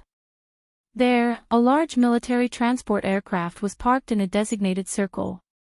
It was the transportation vehicle used to transport the God's Destroyer unit. The reason why the God's Destroyer unit would descend from the sky and arrive outside the window of the room where the important items were placed was because of this aircraft. Most likely, when Edward brought Kay to the 99th lunar night to discuss the matter of cooperation, this military transport aircraft openly flew over from the sky and landed on the rooftop of the hotel, allowing the God's Destroyer team inside to attack while waiting for Kay's instructions. We were too careless. Lilith, who was next to Noah, said with a face full of unwillingness. I should have known that the enemy would most likely attack from the sky. From the moment the appreciation convention was announced, Lilith had already guessed that today or tomorrow wouldn't be too peaceful. This guess was only confirmed when she heard it from Noah. After Edward arrived here, Lilith and the Dawn Organization's Tomb Guardians all increased their vigilance. Unfortunately, in the end, not only did Lilith not expect the shattered feather to be stolen by an insider, she also didn't expect the enemy to fly from the sky and launch an attack. In this regard, Noah shook his head. It's not just from the air. There must be some who came with Edward and Kay, but they snuck in. That was why there was a bomb planted in the hotel. That was why the infiltrators had immediately taken control of the celebrities in the hotel after detonating the bomb. They were probably planning to use those celebrities as hostages to force 99 lunar nights and Lilith to submit if the surprise attack didn't succeed. Come to think of it, after the matter was settled, Edward and Kay would probably force 99 lunar nights and Lilith to board the military transport aircraft and leave this place once again. After all, this was the territory of the Dawn Organization. If they didn't escape by air, it would have been very difficult for Edward and Kay to escape from this country with so many members of the God's Destroyer squad. However, no matter how much they thought about it, Edward and Kay never expected that it would end up like this. The Dawn Organization was careless and allowed the God Destroyer team to arrive at the venue by air. The God Destroyer team was also careless and allowed Noah to control Edward. Noah raised the revolver in his hand. He didn't turn around, but the revolver suddenly pointed behind him. Bang! The pitch-black bullet pierced through the air, space, and darkness. Finally, it landed on the fuel tank of the military transport aircraft. Bang! The revolver bullet, which was more powerful than an anti-tank sniper rifle, directly blew up the fuel tank of the military transport aircraft and caused a huge explosion. Raging flames burned along with the explosion and enveloped the entire military transport aircraft, turning the military transport aircraft into a piece of charred iron in the scorching flames. The hot wind blew on the Kay and God Destroyer troop members. The light from the fire illuminated Kay's ugly face. Noah withdrew the revolver and pushed Edward, who was in his hand, away. Edward, who was caught off guard, fell to the ground with an injured leg. Two of the God Destroyer squad's God Destroyer squad immediately stepped forward and escorted Edward, who was looking at Noah with a face full of resentment, into a protective circle. The moment Edward returned to the protection of the God Destroyer squad, a violent murderous aura emerged from each of the God Destroyer squad's bodies. Especially Kay, whose eyes became incomparably red. The murderous aura on his body was unprecedentedly strong. In the face of the large amount of murderous aura and killing intent that came from all directions, Noah's face remained calm as he twirled his spear and muttered to himself. Like this, you won't be able to escape, right? Without the military transport aircraft, if the Dawn Organization wanted to capture the God Destroyer squad, unless the God Destroyer squad had the ability to break out of the encirclement, it was unlikely that they would be able to leave the country. It was because of this that Noah came to the rooftop. Noah Dole. Kay, who understood his situation, roared angrily. I will definitely kill you. During the kidnapping of Lilith, because of Noah's existence, not only did the 10-man team of Kay and the God Destroyer squad fail, but it was also equivalent to Kay being spared by Noah. This was an old grudge. This time, the kidnapping of 99 lunar nights and Lilith in an attempt to fulfill Edward's ambition was still because of Noah's existence. Not only did the entire situation fall into a passive state, it became even more difficult to escape the country. This was a new grudge. With the addition of the new grudge and the old grudge, Kay's hatred for Noah finally couldn't help but explode. Paw! Suddenly, the suit on Kay's body suddenly bulged and exploded, exposing the clothes hidden under Kay's suit to the air. Looking at the clothes on Kay's body, Noah and Lilith were both astonished. It was a set of battle clothes. Needless to say, it was definitely a special equipment called steel equipment. However, it was different from the other God Destroyer squad. The steel equipment on Kay's body was no longer the cold appearance of the previous armor. Instead, it was like a black tight armor and a white combination armor that was light and portable. Kill. As Kay's cold voice slowly faded away, Noah could feel a pressure that was even more powerful than before, mixed with the killing intent that filled Kay's heart, slowly diffusing out from Kay's body. Under this oppressive feeling, Noah could clearly feel it. Kay was more than a level stronger than last time. No. Not only that. On the back of Kay's steel equipment that was different from the other God Destroyer squads, there were 4 wing-like armor that instantly spread out. The tips of the armor shot out a red light, transforming into 4 red blade-like wings that allowed Kay's body to float. In the next instant, Kay coldly smiled. His body suddenly moved, and the 4 red blade-like wings on his back immediately shot out a large amount of red light like a propeller, causing Kay to transform into a red shadow and violently rush out. That speed, even if it couldn't compare to Noah's leap, it wasn't too far off. Thus, with the support of that terrifying speed, Kay's body suddenly appeared in front of Noah like a ghost. The sudden appearance of Kay in front of him also caused Noah's pupils to slightly constrict. However, Noah, who possessed a godlike sensing ability, would not be so easily ambushed. Thus, at the same time that Kay appeared in front of him, the revolver in Noah's hand immediately moved. With a "chi" sound, the revolver cut through the air, and with a vigorous force, viciously smashed down on Kay's head. The heavy body of the revolver fell, but Kay did not dodge. A cold light flashed through his eyes, and he expressionlessly waved his hand. Gotcha! Suddenly, a pair of wings on Kay's back suddenly rotated mechanically. It popped out from under Kay's armpit and was grasped by Kay's hand. At this moment, the wing-like equipment shooting out a red light turned into a real weapon, light blade. Clang! Immediately after, the light blade, that was composed of red light, like a laser lightsaber, forcibly collided with the body of the revolver that was smashing down, causing a crisp sound to ring out. The revolver and the light blade collided. Chi chi chi chi. Intense sparks burst out, illuminating Noah and Kay's faces.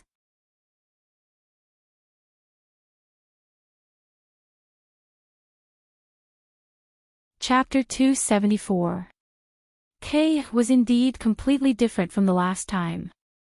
Not to mention the armored steel on his body and the wings on his back that could transform into light blades, just from the light blade that collided with the revolver, the oppressive power that was transmitted from the light blade was something that Kay definitely did not possess last time. This made Noah slightly wrinkle his eyebrows. Kay, who was in front of Noah, sneered. He extended his other hand and the remaining 3 wings on his back once again sprung out like a machine with a gotcha sound, transforming into another light blade that was held in Kay's hand. Like a bolt of lightning, the light blade in Kay's hand directly pierced towards Noah's heart. Looking at the momentum and ferocious strength that caused the air to slightly heat up due to the friction, if he were to be pierced, there was no doubt that Noah's chest would be directly pierced through, and his heart would also shatter in order to announce his opponent's victory. With such a close-range attack, even Noah might not be able to dodge in time. Therefore, Noah did not choose to dodge. Instead, he reflexively raised his hand and heavily slapped towards the side of the light blade that was thrusting towards him. Paw! This was the sound of Noah's palm hitting the light blade. This was the sound of Noah's hand landing on the light blade. The light blade released a high temperature that burned Noah's palm until it emitted a light smoke. Immediately after, the light blade that was knocked askew by Noah's palm brushed past Noah's armpit and pierced towards the back. Feeling the high temperature of the light blade coming from his armpit, Noah's eyes flashed with a hint of sharpness, and the hand that was holding the gun fiercely shook. Dang! With the sound of steel colliding with steel, Kay was sent flying backwards. However, he relied on the propeller-like wings on his back to hover in mid-air and stopped above the rooftop. From Kay's surprise attack to Noah sending Kay flying, the entire process took less than 3 seconds. It wasn't until Kay was above the rooftop that Lilith finally reacted. She materialized her rifle and aimed it at Kay in midair. Her eyes were filled with shock. That Kay had actually become so strong. This was already far beyond the strength of a rank 3 surpasser, even surpassing a rank 4 surpasser. Only a rank V surpasser could have such strength.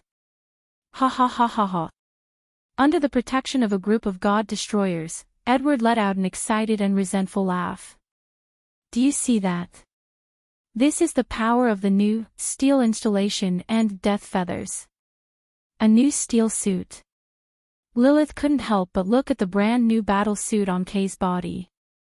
Death feathers. Noah, on the other hand, looked at the wing-like equipment on Kay's back that was emitting a large amount of red light. Our God Destroyer's steel installation has been completely adjusted. It's no longer a half-finished product like last time. My steel installation is an exclusive steel installation that was specially made for me. It's not something a normal steel installation can compare to. Kay, who was hovering in mid-air, laughed sinisterly. In addition to the external equipment Death Feathers that was developed to complement the steel installation in battle, I'm already different from last time. Different. It was really different.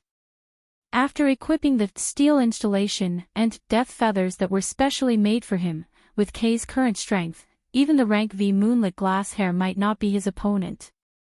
Come. Noah Dole. Kay's face began to show madness. The second round is about to begin. Hearing this, Noah curled his lips and smiled. He looked around at the God Destroyer that was protecting Edward in front of him. About 30 people. After estimating the number of God Destroyer, Noah smiled at Lilith as if there was no one else around. 1-on-1 or 1 against 30, which side will you choose? Lilith was stunned at first, then she immediately laughed with a pft sound. Wasn't this the same as the last time when they faced off against Kay and the God Destroyer team? However, at that time, it was 1-on-1 and 1 against 3. This time, it was 1-on-1 and 1 against 30. Therefore, Lilith looked at Noah with a gentle gaze. Then, which side will you choose? Of course, the side that's more annoying and troublesome, Noah shrugged and said. After all, you're my important partner, aren't you? The smile on Lilith's face became more and more beautiful. That's true. The conversation was the same as the last time. However, the feelings that outsiders could not detect were rolling in the hearts of Noah and Lilith. Then, let the ball begin. Lilith raised the rifle in her hand with one hand and pointed it at the 30 God Destroyer in front of her. She had the same confident smile on her face as she declared. Before my partner returns, I'd like to ask you to dance a song with me. Noah slowly walked forward and looked at Kay, who had a gloomy expression. His voice echoed in the surroundings. Present a performance. Magician. The incantation to release the true power hidden in the soul echoed throughout the sky above the rooftop. Bang! The revolver in Noah's hand exploded and turned into pieces of black fragments. Like a whirlwind, they flew into the air, contracted, expanded, and circled back together. Not long after, 7 black rings in the shape of the crosshairs floated above Noah's head. Snap! Under the gaze of Kay, who suddenly narrowed his eyes, Noah gently snapped his fingers. Gotcha! The 7 black rings with horns that floated above Noah's head immediately disintegrated and reformed. After a rotation, they turned into a huge heavy cannon. Whang! Light appeared from the surrounding space. As if it was being absorbed, it shrunk into the muzzle of the heavy cannon. Kay's expression finally changed. Bang! At this moment, the light that gathered at the muzzle of the heavy cannon directly exploded and turned into a dark green beam of light. It shot out from the muzzle of the heavy cannon and directly pierced through the air as it rushed toward Kay. Hiya! Looking at the incoming beam of light, Kay roared and stretched out his hand. A pair of wings immediately popped out from the death feathers on his back. However, this time, the death feathers did not turn into a light blade, but a laser gun. Following Kay's roar, the red light at the muzzle of the laser gun in his hand suddenly surged. A red beam of light that was almost the same as the beam of light shot out. It rubbed against the air like a meteor and fiercely collided with the beam of light that was shooting toward him. The 2 beams of light that contained extremely terrifying power collided with a loud bang. An ear-piercing explosion suddenly resounded in the sky like thunder, causing many of the God Destroyer soldiers' minds to go blank. Lilith, who had seized the opportunity, attacked them head-on. In the sky, flames suddenly appeared. Despicable. I didn't expect you to have the same power as the Death Feathers. Kay, who originally had victory in his grasp, was like a beast that was about to die. He roared while holding the 2 guns that were ejected from the Death Feathers and madly fired at Noah below. Shio shio shio shio shio. The bullets that were shot out from the Death Feathers guns were not normal bullets, but red light bullets. They were like small bombs that pierced through space and turned into red dots that shot toward Noah below. In response, Noah stood in the same spot without moving. Once again, he snapped his fingers with a snap sound. Gotcha! The heavy cannon that was suspended above Noah's head broke down and reformed in a cracking sound. In a short moment, it turned into a black hole-like jet port. Bang!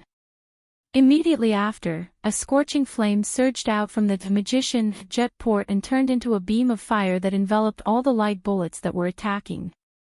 Bang, bang, bang, bang, bang. In a series of low explosive sounds, the light bullets that were enveloped by the beam of fire were all detonated in the flames. Rings of fire exploded and were completely annihilated. Whoosh! The impact of the shockwave was like a ripple that spread out from the rooftop. It was mixed with the wind and blew in all directions. The scorching flames illuminated the entire rooftop and the night sky, revealing the battle between the magician and the Death Feathers.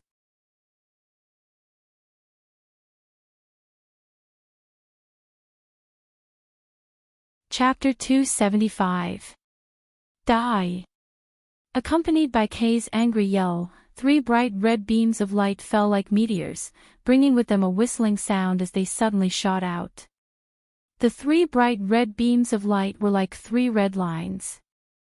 As they violently crossed each other, they just happened to completely cover all of Noah's escape routes.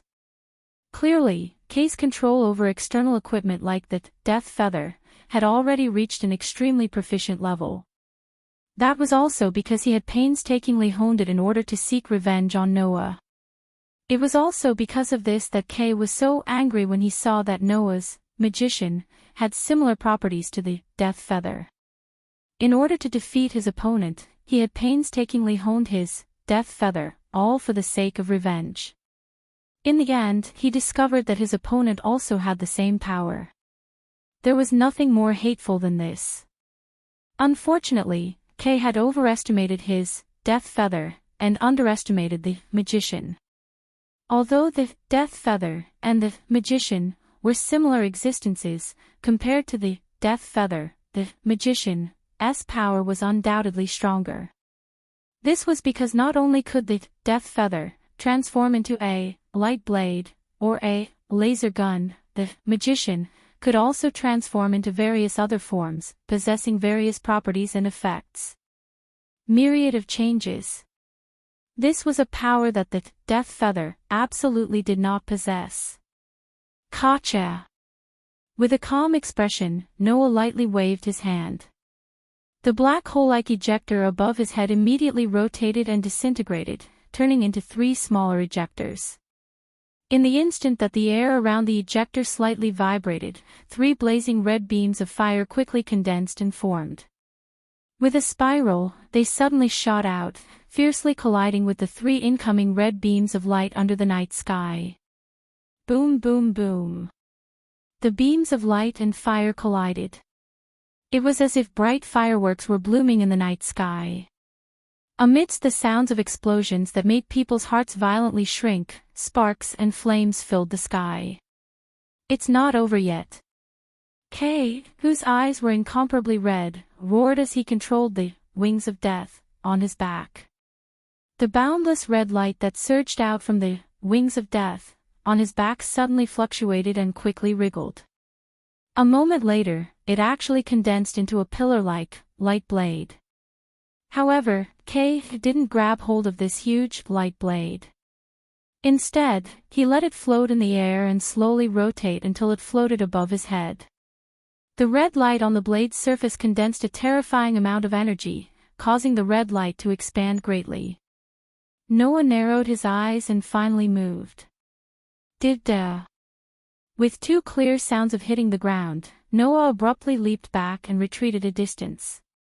In the process of retreating, Noah even stretched out his index and middle fingers and raised them toward the sky.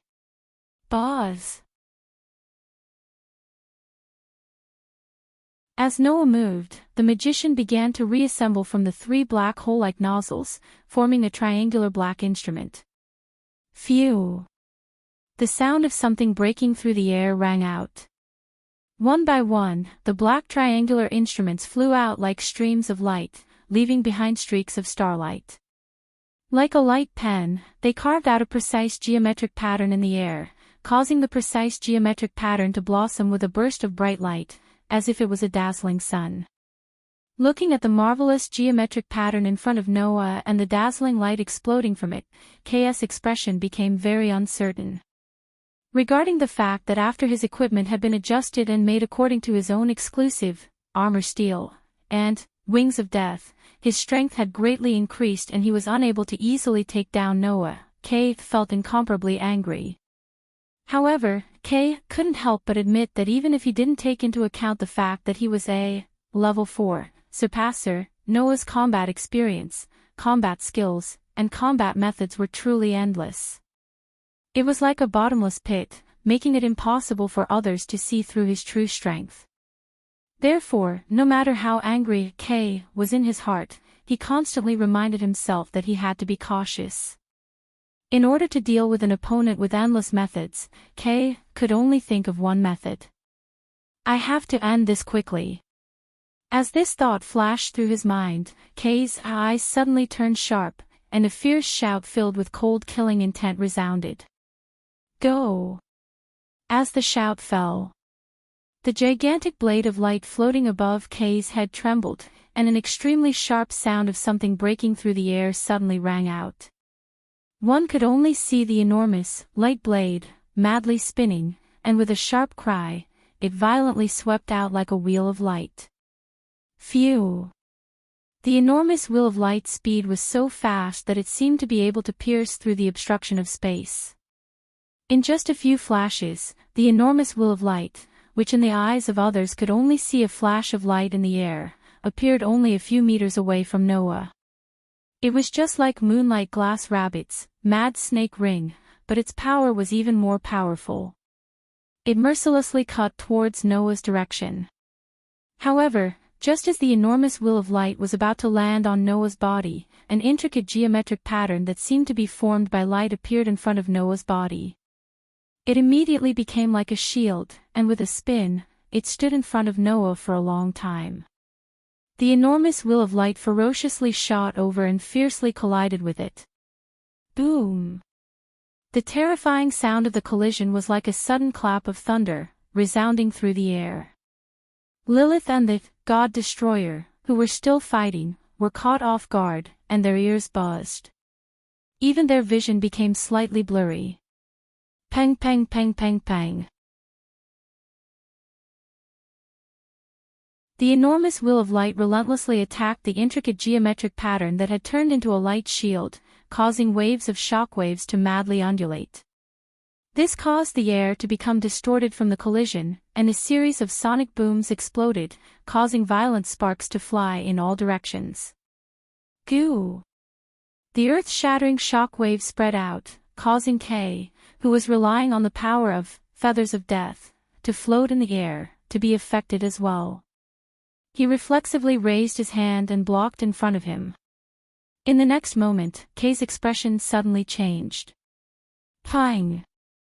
Just as Kay's expression changed, a muffled explosion sounded out. Below him, a figure with a whirlpool of brilliance under his feet suddenly shot out from the center of the shockwaves and blazing sparks. Leap! Noah finally used the speed-boosting skill, Leap Forward, that had led to the decisive defeat of Kay in the previous battle. A dazzling brilliance formed from a whirlpool-like shockwave spread out under his feet. It was as if he was directly stepping on air. With a sudden kick, he swept into the air like a lightning bolt. You're courting death. Seeing that Noah actually dared to directly rush into the air, Kay immediately let out an angry laugh. With feathers of death, not only did he have the ability to fly, he also had abnormally strong mobility. It could be said that the sky had completely become Kay's domain. Noah rushing into the air like this was no different from courting death. However, in the next moment, the angry smile on Kay's face stiffened. Dong! Noah, who had rushed into the air, suddenly turned his body, and a whirlpool of brilliance appeared under his feet. It was as if he was really stepping on flat ground, and in the midst of the sonic boom, he fiercely stepped on the air and suddenly flew in another direction. The principle of leap was the same as annihilation strike, using the shockwaves to accelerate one's movement. It was not impossible to think of it as a propeller installed on the soles of one's feet. Naturally, Noah could also use the technique of leap to create shockwaves, and use the momentum of the shockwaves to change direction in midair. That's right. It was as if he was stepping on air. Dong dong dong dong. Amidst the sonic booms, Noah's feet, which were filled with a dazzling light due to the great leap forward technique, kept stomping on the air, causing Noah's figure to turn into a ray of light. He kept changing his direction, leaving behind afterimages, as if he was flying from all directions. While Kay was absent-minded for a moment, a dazzling brilliance suddenly appeared behind him. Feeling the strong wind coming from behind him, Kay's face showed a hint of shock. Immediately after, a fist that was similar to a whirlpool of resplendent light instantly arrived like a bolt of lightning and heavily landed on Kay's back. Pang! A muffled sound shook the night sky. Poochie! A mouthful of dark red blood violently spurted out from Kay's mouth, turning into a flower of blood that spread to the horizon.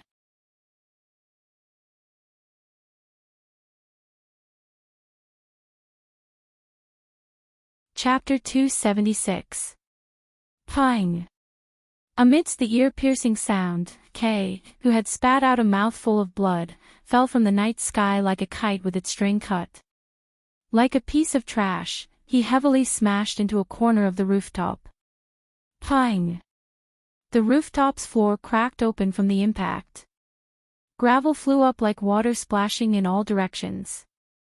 Damn it! Feeling the intense pain coming from his back, Kay let out a furious roar. He wiped the blood from the corner of his mouth, and just as he was about to struggle up from the ground, a sharp sound of something breaking through the air reverberated through the air. Kay's heart trembled. He felt an intense sense of danger, but he only had enough time to flip over. Immediately after, a burst of light filled his vision. It was the same as the Death Feather's light blade. However, it didn't look like a blade, but more like a needle. It was a pitch-black light blade that extended from 4 pitch-black cylindrical handles. Accompanied by the sound of the wind, 4 pitch-black lightsabers extended from the pitch-black cylindrical handles fell from the sky. Kay's eyes were about to pop out of their sockets as the lightsabers cut through the air and landed on his body. Chi. Following the crisp tearing sounds, the 4 pitch-black light blades were like real giant needles. They mercilessly pierced through Kay's 4 limbs. While crimson blood spurted out, Kay's body was firmly nailed to the ground. Ah! The intense pain from his hands and feet made Kay cry out in pain. He once again spat out a mouthful of blood. The exclusive steel equipment worn by Kay was undoubtedly more suitable for Kay than the ordinary steel equipment, and its performance was also much better than the normal steel equipment. It gave Kay a physical strength that was comparable to a rank 4 surpasser. Its defense and hardness were also much higher than the average steel armor. Thus, although the power of Noah's annihilation strike was very strong, it was only used with the strength of a level 4 surpasser. It only caused some damage to Kay, but it didn't really make him lose his ability to fight. However, it was different for the light needles formed by the magicians. Kay, whose 4 limbs had been pierced, was unable to continue fighting even if he wasn't fatally wounded. Kay had originally wanted to end the battle quickly, but in the end, he was defeated by Noah even faster. Kay lifted his pale face with difficulty and looked up at the night sky. Over there, Noah, who had transformed the magician into an external equipment similar to the Death Feather, equipped it on his back like 4 pitch-black wings. He slowly descended from the sky and entered Kay's sight. His eyes and face were abnormally calm. This calmness deeply stimulated him. The magician, who had transformed into the Death Feather form, caused Kay to feel even more resentment in his heart. Only now did Kay realize that the sky was not his domain. Noah could also turn the magician into the Death Feather state at any time and fly in the sky. However, in order to catch him off guard, and also in order to defeat him, Noah chose to use the element of surprise and high speed, leap forward, causing Kay to lose to this technique for the second time. Understanding this point, Kay roared with incomparable resentment. Noah Doloa! A roar full of resentment resounded throughout the sky above the rooftop. You piece of trash! Realizing that Kay had already been defeated, Edward's face was filled with fear as he crazily yelled out. Even with the steel installation and death feathers that I specially made for you, you can't win against a brat who hasn't even graduated yet. Trash! Trash! Just as Edward finished speaking, a laser beam suddenly pierced through the air and landed heavily in front of Edward. Bang! The ground in front of Edward was suddenly blasted open by the laser beam, leaving behind a charred hole that emitted light smoke. Shut up! Noah, who was floating in the air, glanced at Edward, a cold light flashing through his eyes. You don't have the right to say that, you useless piece of trash. Strictly speaking, to be able to develop equipment like the steel installation, Edward could not be considered useless. However, when he was still in the Dawn organization, Edward knew that his concept of developing external skeletons was not in line with the absolute duo concept of developing soul power. However, not only did he not reflect on it, he even betrayed his original organization and continued to walk down this path that deviated from the main theme. This person simply did not deserve the title of Seven Luminaries, which was based on the absolute duo. Therefore, no matter how talented Edward was, on the path of the absolute duo, he was still useless. Edward fell to the ground with a paw sound, his face ashen. And with Edward's fall, coupled with the defeat of the strongest K, those God Destroyer suddenly lost their will to fight. Bang, bang, bang, bang. Lilith, who seized the opportunity, immediately pulled the trigger of her rifle, shooting down the God Destroyer one by one. By the way, before this, there were already 10 God Destroyer that fell under Lilith's rifle. The steel installation that had been completely adjusted could probably give these God Destroyer the strength of a level 3 Surpasser. Lilith was also level 3. Relying on the uniqueness of the rifle, Lilith was able to defeat level 3 unscathed when she was level 1. Now, even if her opponents were 30 God Destroyers equivalent to level 3, Lilith was still not at a disadvantage. If this continued, it would only be a matter of time before all the God Destroyer here fell. Ha! Ha ha ha! Ha ha ha ha ha! K, who was nailed to the ground by the pitch-black light needle, laughed wildly.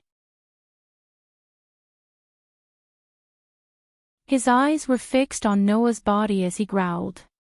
"Kill me." K had said the same thing last time. However, that time, Noah spared his life because of his relationship with Lilith. Now, looking at K, who was laughing wildly, as if he had gone mad, and his eyes were lifeless, Noah knew. This person must have been living a life worse than death. Aware of this, Noah closed his eyes, and then suddenly opened them. "As you wish." After saying this, the death feather form of the magician immediately flew out a wing-like black floating cannon, and the muzzle of the cannon condensed a bright light. Whoosh! The emerald green laser cut through the air and landed on K's head. Poochie! With a soft tearing sound, the laser penetrated K's head. K's wild laughter came to an abrupt end. Fresh blood, with K's head as the center, spread in all directions. Whing! The pitch-black light sword that penetrated K's 4 limbs dispersed with a vibrating sound. The 4 cylindrical handles also disintegrated into pitch-black fragments and floated into the air. Bang! The death feather form of the magician behind Noah exploded and also disintegrated into pieces of pitch-black fragments, floating above Noah's head. Not long after, all the fragments of the magician burned together with blue flames, turning into little blue flames and gradually dissipating into the air. Without looking at K, who fell on the ground, Noah turned around and walked towards the rooftop entrance. There, Lilith, whose dress was slightly damaged but not injured, welcomed Noah's arrival with a gentle smile that was rarely seen. Looking at the smile on Lilith's face, Noah was silent for a while, then sighed. "Sorry, mate's soul is still stained with blood red." Hearing this, Lilith smiled and shook her head. "But you also erased the darkness in other people's souls." Saying this, Lilith stepped forward and hugged Noah. "Thank you for your hard work, my partner." Listening to Lilith's soft voice as she buried her head in his arms, smelling the delicate fragrance from Lilith's body, and feeling Lilith's slender, soft, and curvy body, Noah hesitated for a moment, then finally reached out and gently hugged Lilith. With her eyes closed, Lilith, who leaned her face in Noah's arms, slowly smiled. Because this was the first time Noah responded to Lilith's intimate actions.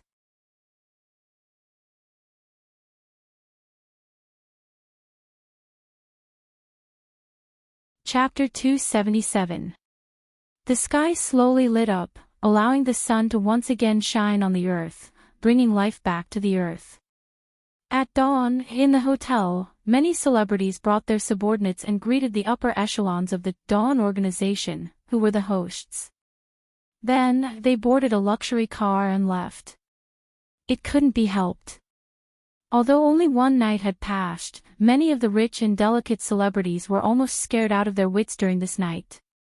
Under the attack of the God Destroyer Squad, other than the God Destroyer Squad that was controlled by Edward and the God Destroyer Squad that was held hostage by Noah, there were about 30 God Destroyer Squad that had snuck into the hotel and planted bombs in the hotel.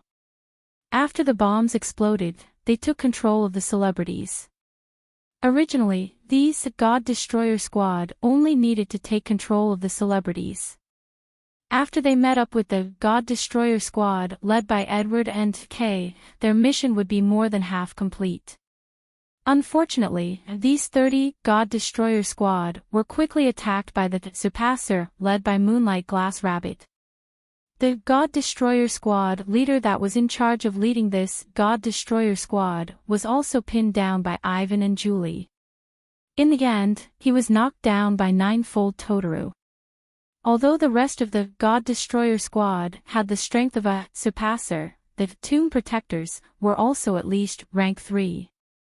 There were even 4 or 5 rank 4 leaders and the rank V Moonlight Glass Rabbit. They were completely no match for them and were all knocked down. In the end, other than Kay, who died in battle, all of the God Destroyer Squad were captured alive and escorted out of the hotel under the escort of the Tomb Protectors. Edward, who had one of his legs pierced, seemed to have made a fuss. He put on a strong front and said that he had to be released. However, after the incident, 99th Lunar Night and Edward chatted for about 10 minutes in a room. It was unknown what 99th Lunar Night said to Edward, but when Edward appeared again, his face was completely ashen. He didn't say anything and was obediently taken away. This incident seemed to have come to an end.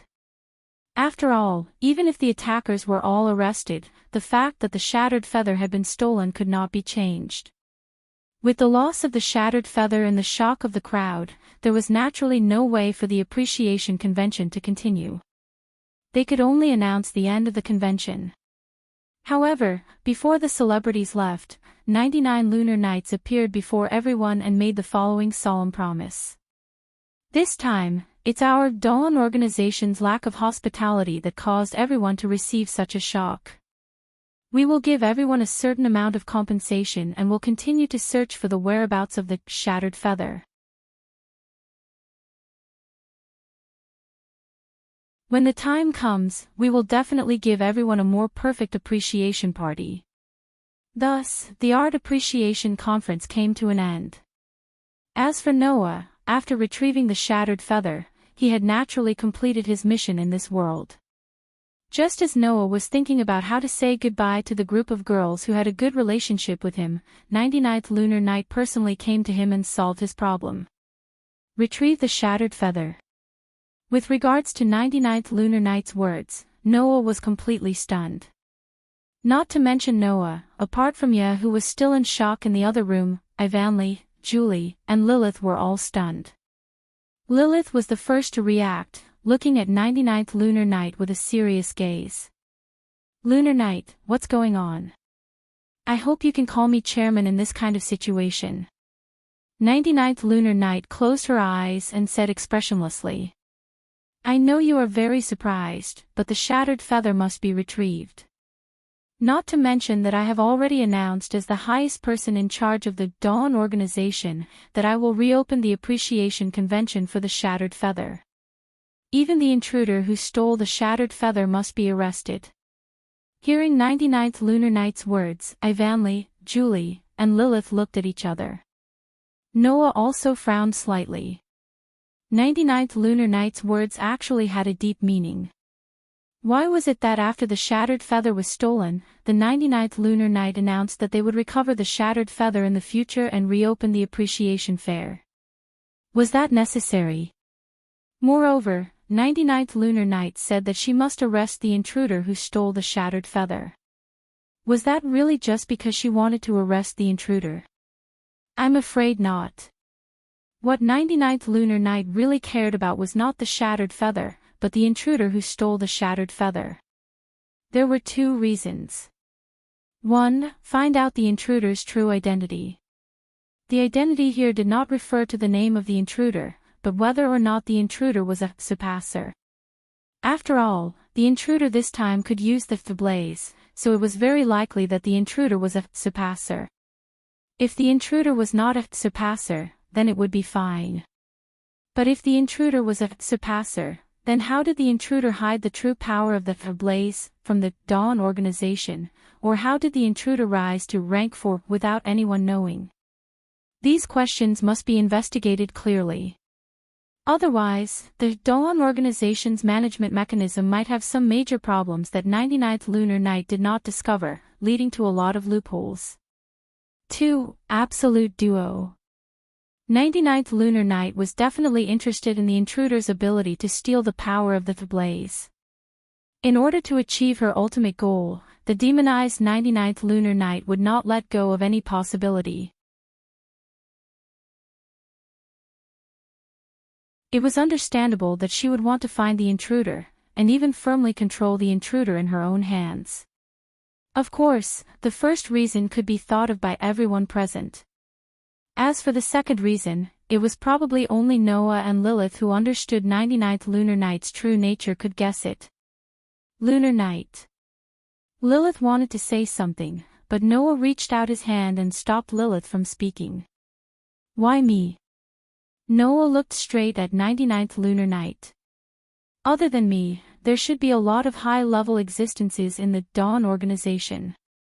Even the Wayan unit would be more suitable to hunt down the intruder who stole the shattered feather, right?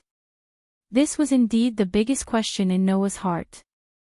There was no reason for 99th Lunar Night to let Noah be solely responsible for hunting down the intruder who stole the shattered feather, right? Whether or not the intruder's strength was really only rank 4, or whether or not Noah could capture him, just based on the fact that Noah was only a student, there was no reason for him to be given the task of hunting down criminals. Moreover, he was alone. Hearing Noah's question, 99th Lunar Night's dark eyes slightly flickered. 99th Lunar Night naturally couldn't tell Noah that this was deliberately arranged by her. Originally, this appreciation convention was held to train Noah. However, after this incident, 99th Lunar Night found that Noah was more capable than she thought. Not everything could force him to a dead end and force out his inner potential. If this was the case, simply arranging a trial for him might not be able to test Noah's potential and let Noah increase his strength. Even if Noah stayed in the school, there might not be any way for him to increase his strength.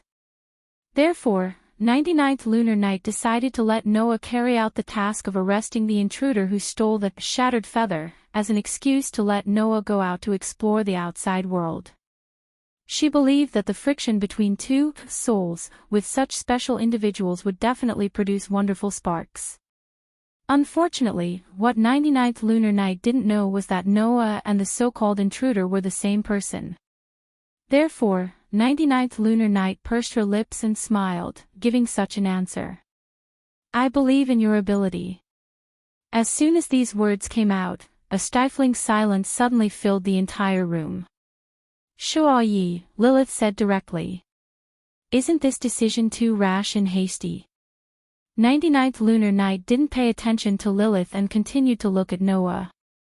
Her dark eyes carried an expression that others couldn't understand as she stared at Noah. 99th Lunar Night's intuition told her. Noah would definitely agree. Reality proved that 99th Lunar Night's intuition was right. After a while, Noah suddenly smiled. I understand. His voice clearly echoed throughout the room. I will accept this task.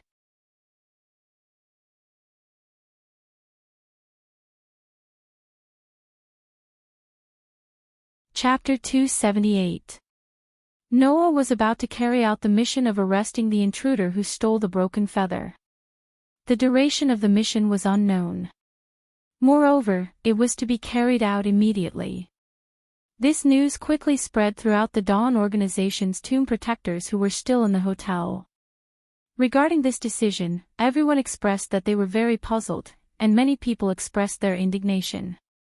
Such an important mission, and the danger was unknown, and the duration of the mission was unknown.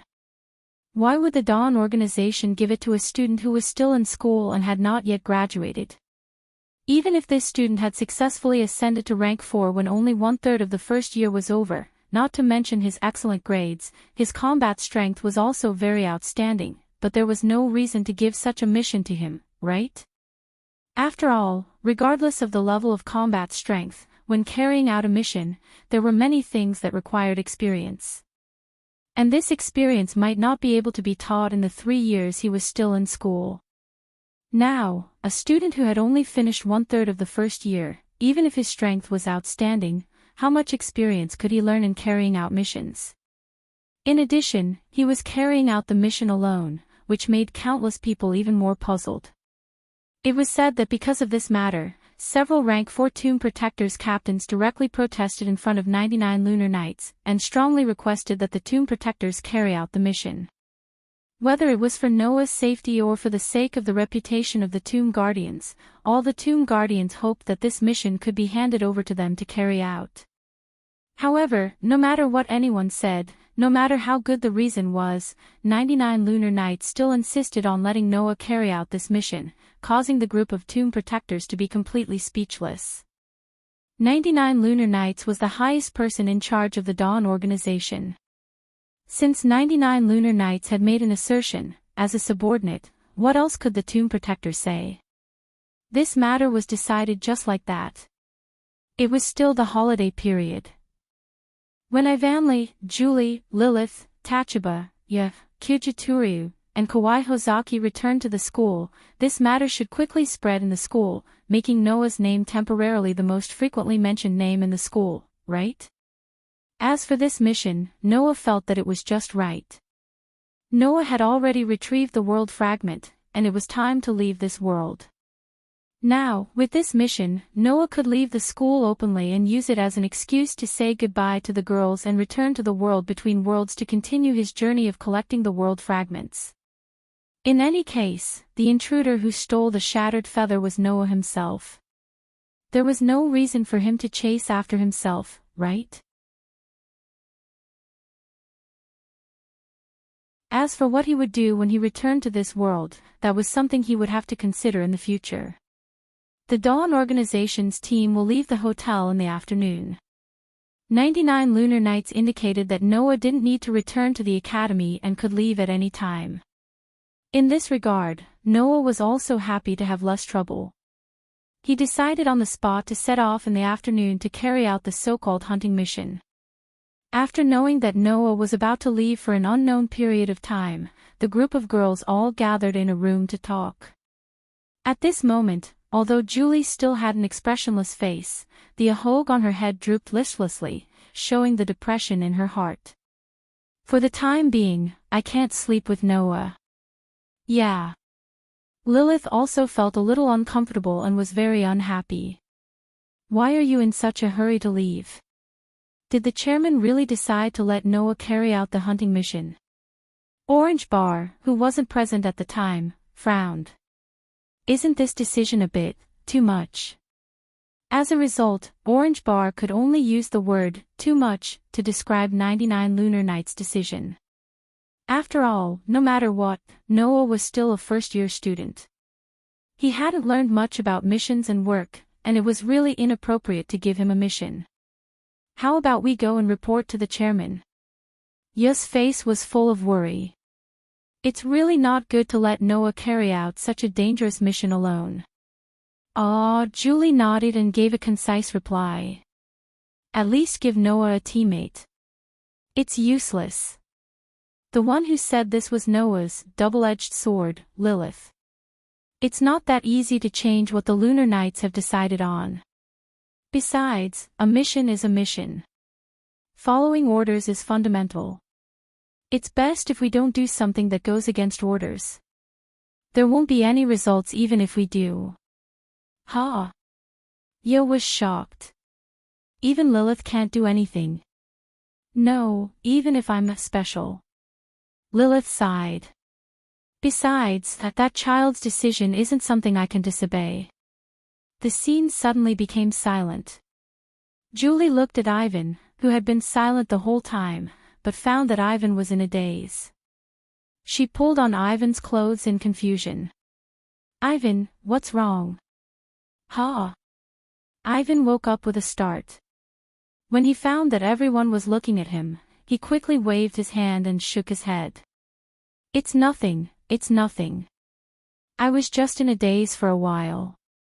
However, whether it was Lilith, Orange Bar, yeah, or even Julie, who didn't know how to read people's expressions, they could all see that Ivan's smile was more or less forced. Lilith looked at Ivanly with her green eyes. Are you very worried? Ivan was at a loss for words, and his tea-colored eyes dimmed slightly. Looks like you're not just worried. Lilith seemed to be able to see through Ivan's heart and smiled sweetly. You're blaming yourself. Blaming yourself for not being able to help, right? Ivan's shoulders trembled for a moment. At this moment, everyone present noticed it. Ivan. Julie reached out and held Ivan's hand. Her deep red eyes were filled with deep worry. Enrich on. You also held Ivan's other hand, but didn't know what to say. Where is Noah now? Orange Bar asked. Does he plan to leave without saying anything? My partner seems to hate parting. Lilith pretended to be relaxed. Although he hasn't left yet, when Kyujituryu and Kawai Hokusaki knew that Noah was about to leave, they immediately took Noah away. They said that they don't know when Noah will come back. Before Noah leaves, the two want to fight him again. With that said, Lilith glanced at Evanly and muttered to herself, not knowing who she was talking to. So, if you have something to say to him, it's best to say it now. Ivan lowered his head and buried his face in the shadow of his bangs. No one could see his current expression. Where's Lilith? Orange Bar asked Lilith in surprise. Doesn't Lilith have anything to say to Noah? Among the girls present, Ivan and Julie formed a temporary, tripping double blade with Noah when they entered the school. They knew each other from the beginning. Lilith transferred over later, but she was Noah's official, tripping double blade. The people who had the best relationship with Noah in the school were undoubtedly Ivan, Julie, and Lilith. Even Orange Bar, who had the lowest EQ, didn't believe that Lilith didn't feel anything when Noah left. Jolie-chan, you also said softly to Julie. Jolie-chan, don't you want to say goodbye to Noah? Yeah, Julie nodded heavily. Her eyes were filled with reluctance, but more than that, there was trust. If it's Noah, it's definitely not a problem. That's my tripping double blade. I don't want to remove the tripping double blade from Noah. Not now. Noah is so outstanding. I believe I won't have such thoughts in the future. Lilith showed a beautiful smile and spat out a sentence with inexplicable confidence. He will definitely come back to me. Looking at Lilith's confident expression, Julie, Orange Bar, and you all felt admiration for Lilith. Immediately after, all the girls present turned to look at Evanly. Under the gaze of the girls, Ivan opened his mouth slightly, gritted his teeth, and suddenly stood up. I'm going out for a while. Leaving this sentence, Ivan ran out of the room. Julie, Orange Bar, and you all looked at the direction Ivan left in speechless. Lilith curled her lips and muttered. I'll let you have it this time. If you don't seize the opportunity, you won't have another chance in the future. You're tuning in to the LoveLore Library YouTube channel. We're so grateful for your support, and don't forget to subscribe to join us on this incredible journey through captivating stories. Your generosity through donations truly makes a world of difference, as it's the primary source of revenue that allows me to expand and enhance this channel for you. Thank you from the bottom of my heart for being a part of this adventure.